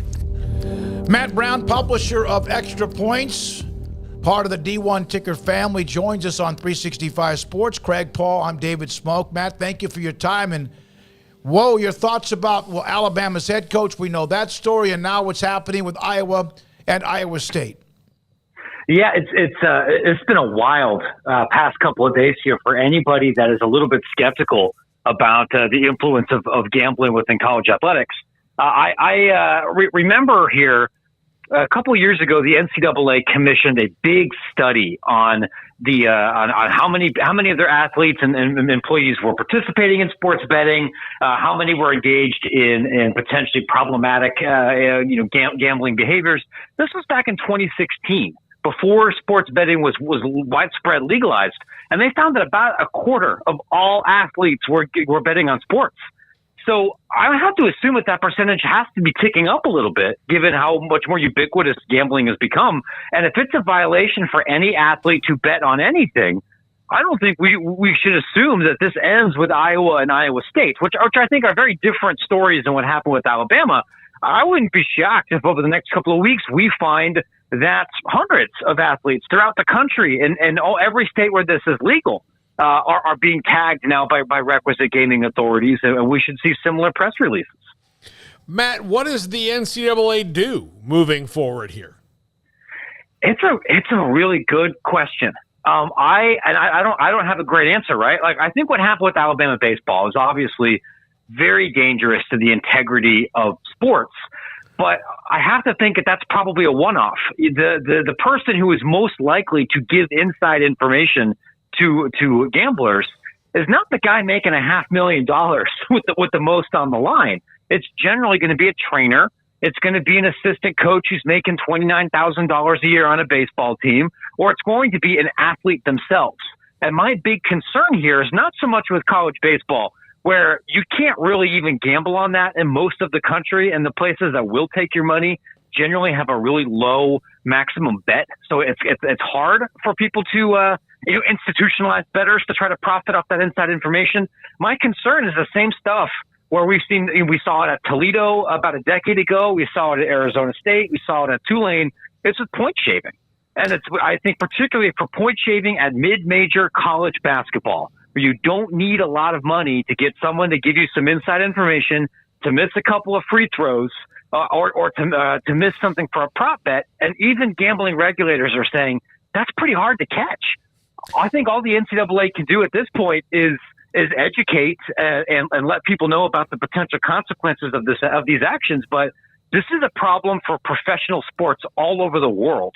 I imagine if major soccer leagues are struggling with this, the ASUN and the Ohio Valley and the Southland are going to struggle even more. Matt, as you pointed out, the Alabama situation. Who's betting on college baseball, right? You mentioned in a tweet I saw of yours earlier, going back and forth with somebody about just how low volume that probably is in general. So that can kind of jump off the page at you. So I guess some are easier to track down than others. But what kind of things do you even put in place to try to cover your other bases, I suppose? Yeah, and this is something I'm trying to report out and understand a little bit better. I'm not a big gambler myself, and I've been hitting the phones over the last week, even before this was happening, to try to understand this world more. You're right. Like here, I'm based in Chicago. At my local sports book, the one closest to me, down the street from the Big Ten headquarters, you can't place a bet on college baseball there. You can bet on like Finnish soccer and Korean basketball and a bunch of other weird stuff. even you can't even bet on the lacrosse championships here, where you can on FanDuel or some other places. But you can't place a bet for more than $250, more than $200. I would imagine for niche sports where there could be some information asynchronous, imbalances, the books try to set low limits. But I don't really know if you can keep people from betting. All you can really do if you're a school or the NCAA is to try and keep people from leaking inside information or from point shaving. One thing that I think would help, and I understand FERPA makes this difficult, I think it would help if college sports had injury reports that were standardized and were given out in the beginning of the week, so there's less value for a trainer or for some ops guy to tell somebody who has a hangover or who busted their hand earlier to get it so they can get a jump on the lines. There's a reason pro sports do that, and I think college sports would be better if they did. Yeah, Matt, that's one of those things I think they've overthought, or have to accept now that, look, if you're going, not only that, if you're going to take all this big money from television and then you're also going to want to get big money from DraftKings and FanDuel, you're probably going to have to.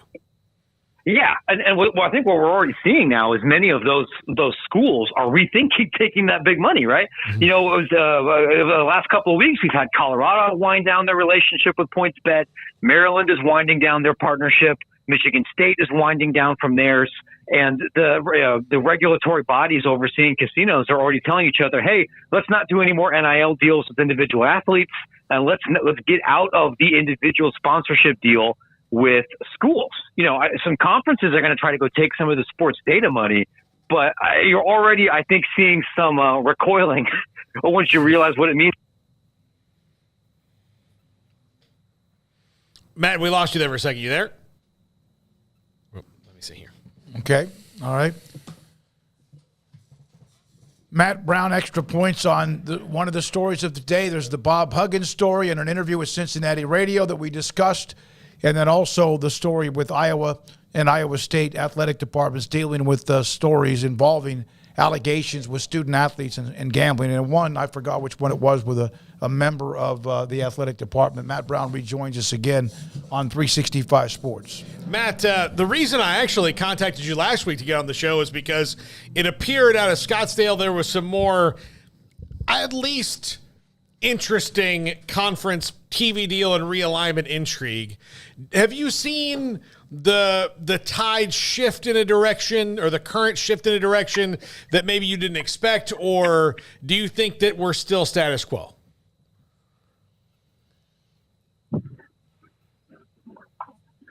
Matt, you there?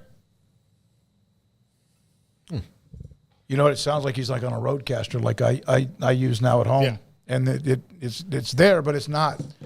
It's there. I was just looking up down Matt's feed. He built a bench over the weekend. That was something he posted on his Twitter feed. He did there was a comment in reference to realignment coverage that John Wilner made this point.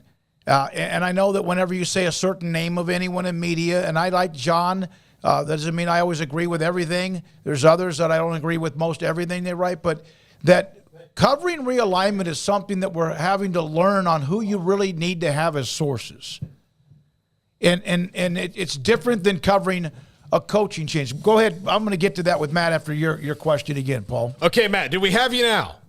I think so. Clearly, somebody in Chicago doesn't want us talking right now. But I hope it's not the wrong guys. You got some scary dudes there in Chicago, Matt. The reason I contacted you last week was about the Pac-12. What kind of went on at the conference meeting in Scottsdale. Have you seen the current change in any way towards maybe realignment or maybe even an actual media deal?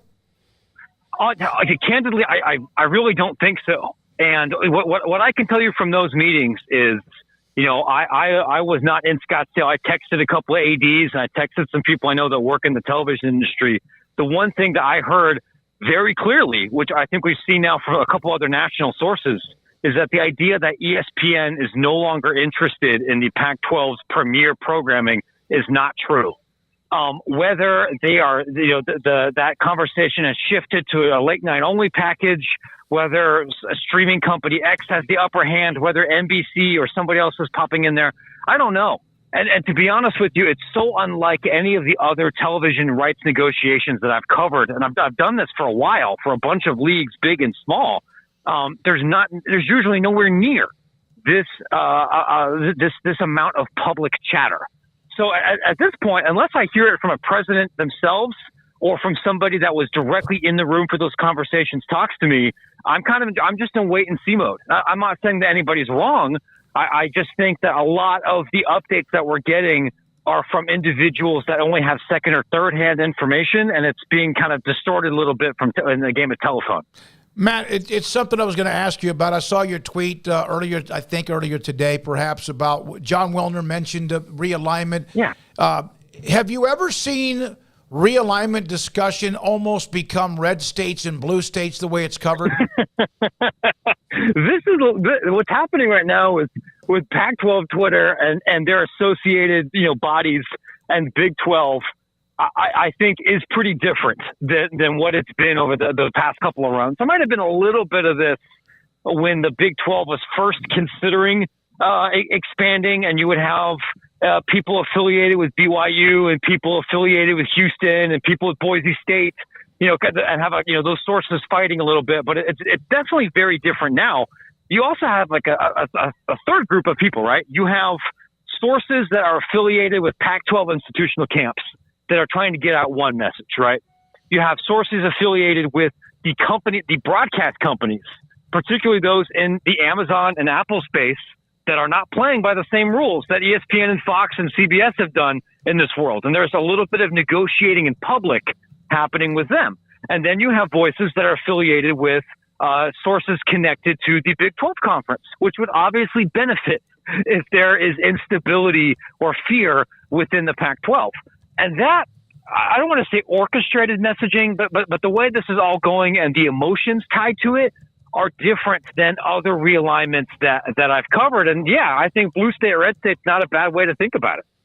Matt, as far as on the NCAA front, obviously there are a lot of issues going on, as we've talked about, and we haven't even covered them all. But just as far as the strides being made or their direction, anything to update, anything of note you feel as far as the NCAA and they're moving forward? Yeah, there's I think two maybe smaller things that fans may be interested in right now. Charlie Baker has brought in Bain & Company, a big-time management consulting firm out of Boston, to do a thorough overhaul of the NCAA structure. Some of that, I think, is going to intersect with amateurism, but a lot of it's going to talk about revenue and trying to modernize the way the institution does business. You bring in somebody like Bain, you bring in McKinsey & Company, sometimes it's good, sometimes it's bad, but it's not something that the NCAA would have done over the last 20 years. They're also working with Endeavor to figure out what they want to do with their next television package. And I had heard this even before the NCAA kind of made it official from a few conference commissioners that they're expecting some updates on that in December. The big question there isn't just, hey, do we sell the women's basketball tournament as a separate championships package from everything else? But also, do we spin off baseball and softball? Do we care if some of our niche smaller sports, their championships are only on streaming or behind other paywalls? Do we want to get into the championship broadcasting business ourselves? Put on, NCAA championship app, and take care of all the production. Build a studio in Indianapolis, rent something in Burbank, and do some of the stuff themselves to return more money to members. Like, I'm told all of that's on the table right now. In addition to fighting with Congress, in addition to facing a couple of gigantic lawsuits, I would not want to be somebody working in Indy right now because there's a lot of existential questions on their plate. Well, they don't need to hire the Pac-12 network to do their own network. They got to avoid that. But it would seem to make sense, though, to cut out the middleman on the unfortunately called non-revenue sports, wouldn't it? For some of them, I've had some people tell me that, like, for example, tennis is apparently surprisingly expensive to broadcast. It generates a very small audience, and ESPN only broadcasts it because they need to do that in order to get FCS football, in order to get the Frozen Four gymnastics. Theoretically, if you were to take on some of that production cost yourselves and then sub-license it to Flow Sports or sub-license it to somebody else, if you could do that effectively, that might make you more money. That might provide a better product. That's what a lot of schools already do for their Olympic sports. You know, if you're an ESPN Plus kind of school, you're self-broadcasting a lot of your stuff anyway and just, sticking it up on there. So that's something to think about. And maybe if you can hire enough people at a good rate, it might even make sense to do that for some of these bigger sports. Like that's what they're trying to figure out right now. Matt, thank you for your time. Appreciate it as always. Always enjoy the segment. Matt Brown, Extra Points. With always a pleasure. The D1 ticker with us on 365 Sports. When we come back, Paul Catalina's top 5 to start the weekend. This is 365 Sports. Allen Samuels, Dodge Chrysler Jeep Ram Fiat, they're about to release the new values and discounts for what they have on their site. What we do know they have is Ram trucks, and Ram trucks have been honored many times for being who they are, what they look like, the power, the durability, and also how comfortable it is inside one of those Ram trucks. Also, Allen Samuels, Dodge Chrysler Jeep Ram Fiat, with what they have, the Jeep Celebration event just wrapped up. They'll have new incentives, new values, new options for you, and pricing as well. And they have some absolutely fantastic vehicles on the lot. In fact, they have a lot of vehicles on the lot. And what they also are looking for is to buy good pre-owned cars, for you to then upgrade what you want on their lot and for them to have more pre-owned cars available to customers looking for those. Ted Teague, the general manager, one of the sponsors of the Academic All-Stars program, in fact, from year one, back in 2010 and 11, when we started the Academic All-Stars. Ted Teague, Allen Samuels, Dodge Chrysler Jeep Ram Fiat, Loop 340 and east of 84 in Waco. Pizza, burgers, and Bears football. There's no place around Waco that serves them all other than Bubba's 33. Come show your green and gold and enjoy some of Waco's best food and beverages while watching your favorite team, the Bears. When real Bears fans get hungry, Bubba's 33 is the #1 spot for ice-cold drinks, hand-stretched, stone-baked pizzas, and bacon-infused burgers. Join us for indoor or patio dining. Bubba's 33, Waco's restaurant and proud supporter of Baylor Bears football. Sick 'em, Bears.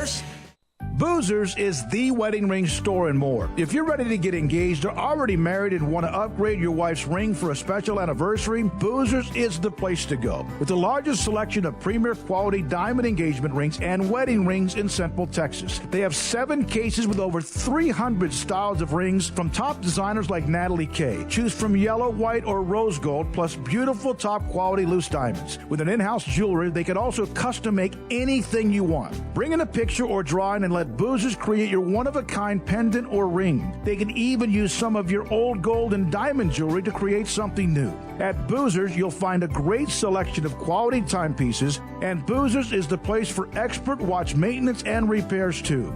They specialize in expert Rolex watch repair for fine jewelry, watches, custom work, and more. Go to Boozers on Valley Mills and Lake Air Drive in Waco. Boozers, the wedding ring store and more. How did Edward Jones become one of the biggest financial service companies in the world? By not acting that way. Financial strategies, one-on-one advice, it's a big difference. And that's why Brad Wilson, your Edward Jones financial advisor, makes sense of investing. Experience the difference for yourself. Brad Wilson, 250 Sharon Drive in Woodway, 254-776-4337. Edward Jones, member SIPC. With so many companies and policies out there, it gets so confusing shopping for insurance, and I never know if I'm getting the policy that's right for me. Luckily, I met the team at the Niche Group Insurance Agency. With the Niche Group, you can go to one company and get access to coverage options from many insurance carriers, and you get to speak to a real person about your specific coverage needs. With the Niche Group, I know I'm getting the right coverage at the right price. If you need insurance, talk to the experts at the Niche Group at 1-800-258-8302. Aaron Duvall, owner, Texas Beef House. Why did you get into this business? We kind of were born into it, and it's been for several generations. Our family's been in the beef business, the ranching business, and we've specifically got into the beef business back in about 2015 when me and my son decided to form Texas Beef House and sell directly to the public. Aaron, everyone knows about Wagyu and how elite that is when it comes to beef. What separates you from anyone else that may do this in this type profession? We selected out Wagyu mainly because it's such a quality beef and it's consistent. Some beef, some breeds, you may have a good animal every now and then, but Wagyu produces really consistently good beef every time. Where is the best beef in Texas? Your house. When you order from Texas Beef House, unleash the flavor of Texas raised Wagyu. From our pasture to your plate, TexasBeefHouse.com. It's time for Paul Catalina's Top 5, brought to you by Texas Beef House. Where's the best beef in Texas? Your house when you order from Texas Beef House. Unleash the flavor of Texas raised Wagyu. From our pasture to your plate, TexasBeefHouse.com. Before we jump into the top 5 game changers in the portal, West Virginia has released a statement on Coach Huggins. Coach Huggins' remarks today on a Cincinnati radio show were insensitive, offensive, and do not represent our university values. Coach Huggins has since apologized. West Virginia University does not condone the use of such language and takes actions very seriously. The situation is under review and will be addressed by the university and its athletics department. So there's that for whatever that means in the future for Bob Huggins and West Virginia. Top 5 game changers in the portal. These are guys that are sitting around that are these are the ones who are causing the most buzz and getting the most phone calls among the people in there. And look, it's crazy right now anyway. Look, one university has to fill 50 spots, so they're calling about everybody who's in there that they didn't already put in there. So they're 50 guys that they won't call, but all the rest they're calling. Number 5. From that university, Colorado, Montana Lamonius Craig, wide receiver.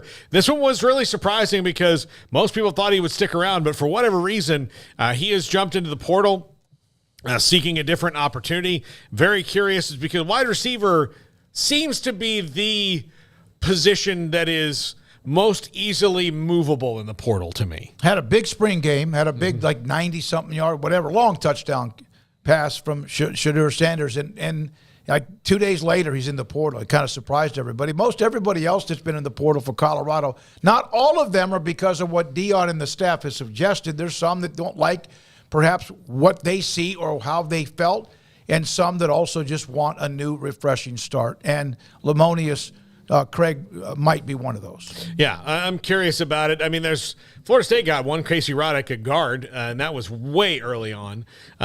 So before the spring game even happened, he left as soon as Dion got there. And look, they were 1-11 last year, but of the few guys that they wanted to keep, he was actually one of them. So this is one of the more surprising ones. And the only reason I have him here at 5 really is because he's on a 1-11 team last year. So while he might be really good, and it might not have been his issue, still, of the ones here, I'm going to say 5. Number 4. Looks like he's going to Auburn if you had to read the Twitter tea leaves. I mean, there's a lot of momentum there for Auburn. But, yeah, you're right. Interesting guy to be in the portal and not somebody who necessarily Dion, made the move on because he's getting a lot of credit for basically everything, you know. And it's like, no, there's some guys that are like, I don't want to play for Dion, and there is that too. But how many guys did Matt Rule get rid of when he got to Baylor? Now, granted, it was a different situation. It was a slower drip too, but yeah. Well, and they were 1-11 because he basically broke it down to be in that as much as anything else.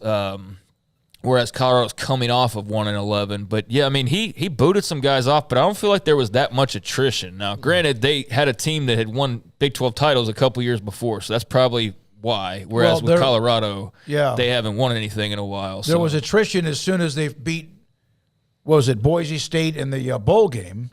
And then, I would think that there was probably a culture shock for some. He asked some to leave, and I'm sure some didn't want to be there. Yeah, but it wasn't double digits or anything crazy. I would say no more than 10 to 15 at the most, if that. Maybe over 2 years too. Not just in one. Number 4, Jair Shorter from North Texas did not from Killeen. Yeah, Jair Shorter, he would have had he had enough catches to do it. been the leader in yards per reception last year in the NCAA. We'll see on Jair Stewart. I put him up a little bit higher because I do think that he is going to be a game change for somebody and has kind of proven that he can do some things. Not sure where the tea leaves are saying he's going, but this is an interesting one to watch in someone who's moving from the group of 5 to a power 5. First time I ever saw him was we were down in Belton covering that 11-man or whatever it was, the shootout. They had the 7-on-7 shootout. Craig used to do the showdown there. We did it one year. And I said, who is that? He's like, isn't he, I think, 6'4", 6'5", very tall. That's not really? He's a little shorter than that. Okay. Very tall, lanky, has some speed. Not comparing him to Quentin Johnston, but kind of reminded me of that. And a young man from Ellison High School. Yeah, no, he's more like 6'2"-ish. Yeah, he's not that tall. But, I mean, 6'2" is a good height, don't get me wrong. It's just when you start getting to like 6'4", then you're talking about some pretty long wide receivers. So, not far off, though. And, yeah, he's a great player. I mean, I don't know who Eric Morris has left there at this point. It feels like every North Texas player that's worth a damn has been picked up by somebody in the transfer portal, doesn't it? Yeah, I mean, it does. I'm a little. I mean, I know that they're going to try to like move up that level, but if I had to stay and play for Eric Morris, especially on offense, I wouldn't be mad about that. No, I wouldn't be mad about numbers, it, but yeah, sorry, I didn't mean to. I get it. I get why they're doing it. Yeah, I wouldn't be too shy from sticking around, but when you got these other opportunities, and I think Auburn, another team or another player you can link them to based on just searching around on Twitter, so maybe they're going to double dip on this list. We'll see. But, yeah, he's a good player. I mean, I look at North Texas. If I don't watch a little bit of them, I see at least their box scores every single week, and they've had some great skill guys over the years, and he's one of them. He's a good player. He'll make somebody better. Yeah. Number 3, Keon Coleman, wide receiver, Michigan State, just came off a visit to Tallahassee. He is going to Ole Miss tomorrow. He is 6'4", big matchup issue kind of a guy. Curious to see where he winds up. He is going to he's going to cash in on some NIL. Very curious to see where he goes. If he goes to FSU, he's not the number 1 receiver there, but he's in a group of guys that are just going to be matchup nightmares with Johnny Wilson, who most people saw at the end of last year, Kentron Portier, who's coming up really well, and then a couple big tight ends. So I thought that Florida State was flawless right now. They're ready to win the national title. I mean, I hope so, but I don't know if that's necessarily true. They've lost some guys in the portal, and right. You know, some of the ones that Colorado didn't want to see them go, but they did. But so we'll see. I mean, he's not going to be one of those guys who rolls into a city and is bowled over. He's going to take some and sit out for the best offer. Leaving Michigan State, who last week was just punched in the gut with losing one of their better offensive weapons and potentially their starting quarterback, although that gap had been closed. And now Peyton Thorne's on his way to Auburn, and Keon Coleman is on his way to somewhere else.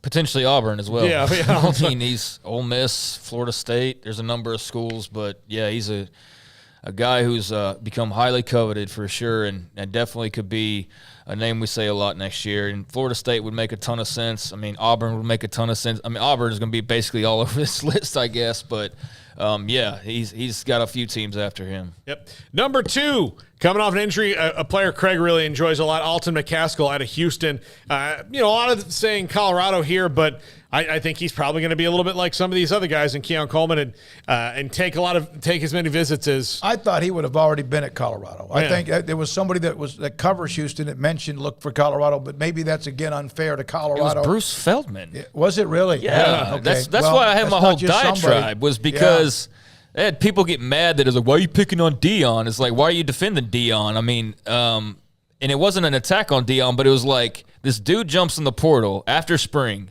Not some schlub who's like second or third string, or and I don't mean schlub that way, but not some dude who's not getting playing time. Not some dude who they won't, put NIL towards. He's the most important player on their offense. The most important freaking player on the team. After spring ball, decides to just out of complete nowhere up and move. And it's like, the hell?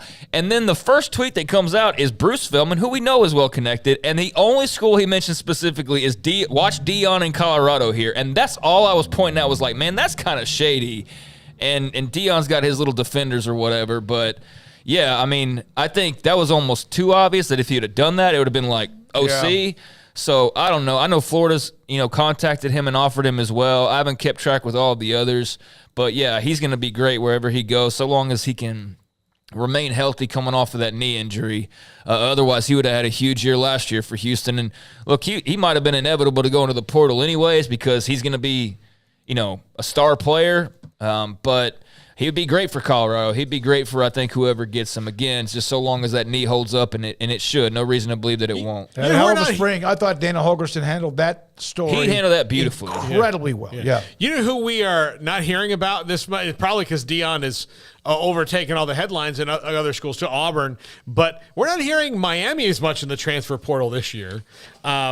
Although I wouldn't be surprised to see them land some of these guys eventually. But we're not hearing Miami around as much. I think that's because they actually do really like their last two recruiting classes quite a bit and may not have as many spots as people think are there at Miami. And Alton McCaskill would be an upgrade there. Right? He's an upgrade for almost anybody but about 3 teams in the country. And then even then it might be a lateral move. Number 1, Zachary Franklin, UTSA. Oregon feels like where it's pointing for him, but he is going to have an opportunity, and this is the first one. And we talked to Jeff Trailer there all the time, and he's been able to ward it off for the most part. But you even tell the tone in his voice when he talked about it. It's kind of inevitable. Nobody can keep everybody anymore. No, nobody can. No. Georgia loses players. Alabama loses players. UTSA not losing the guys from that group of players that they had was such an outlier mathematically that it didn't. This was bound to happen. It stinks for them. It stinks for everybody who's coming back to that team because this was the best player in his conference last year and might be the best player had he come back, the best player in the conference this year. That's how good he is. I'm curious to see where he goes. Well, his old offensive coordinator is at Oregon now. Exactly. That's the will. That's why he got involved in the Novosad conversations too. And if he ends up at Oregon, there's the connection from UTSA when he was the quarterbacks coach and co-offensive coordinator.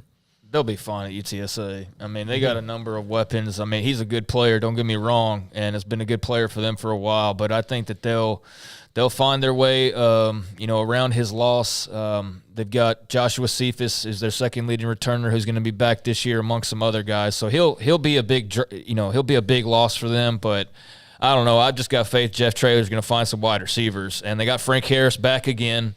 So if you've got a 17th-year quarterback, I mean, hopefully he can bring some young receivers on a little bit better than a guy who's maybe thrown into the fire and, like a redshirt sophomore or something. So I think, having a steady-handed quarterback, having a guy like Cephas, among others, back, that they should be okay. But, I can't blame him. He had a huge year. He's going and making some money off of it and, getting what's due to him. And, I'm sure it was a little bit of a heartbreak, but I think that the people down in San Antonio probably understand as well that, the opportunities that are out there for him. So, all right. By the way, prayers to those in Allen, Texas after what happened over the weekend. Garrett Ross, Emery Winter, Jack McKenzie, Paul Catalina, and David Smoak, Craig Smoak. We are here for you every day, 3 to 6.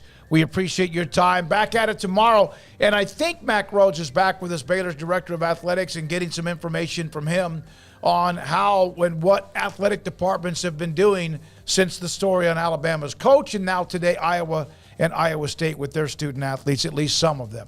Have a great night. This is 365 Sports.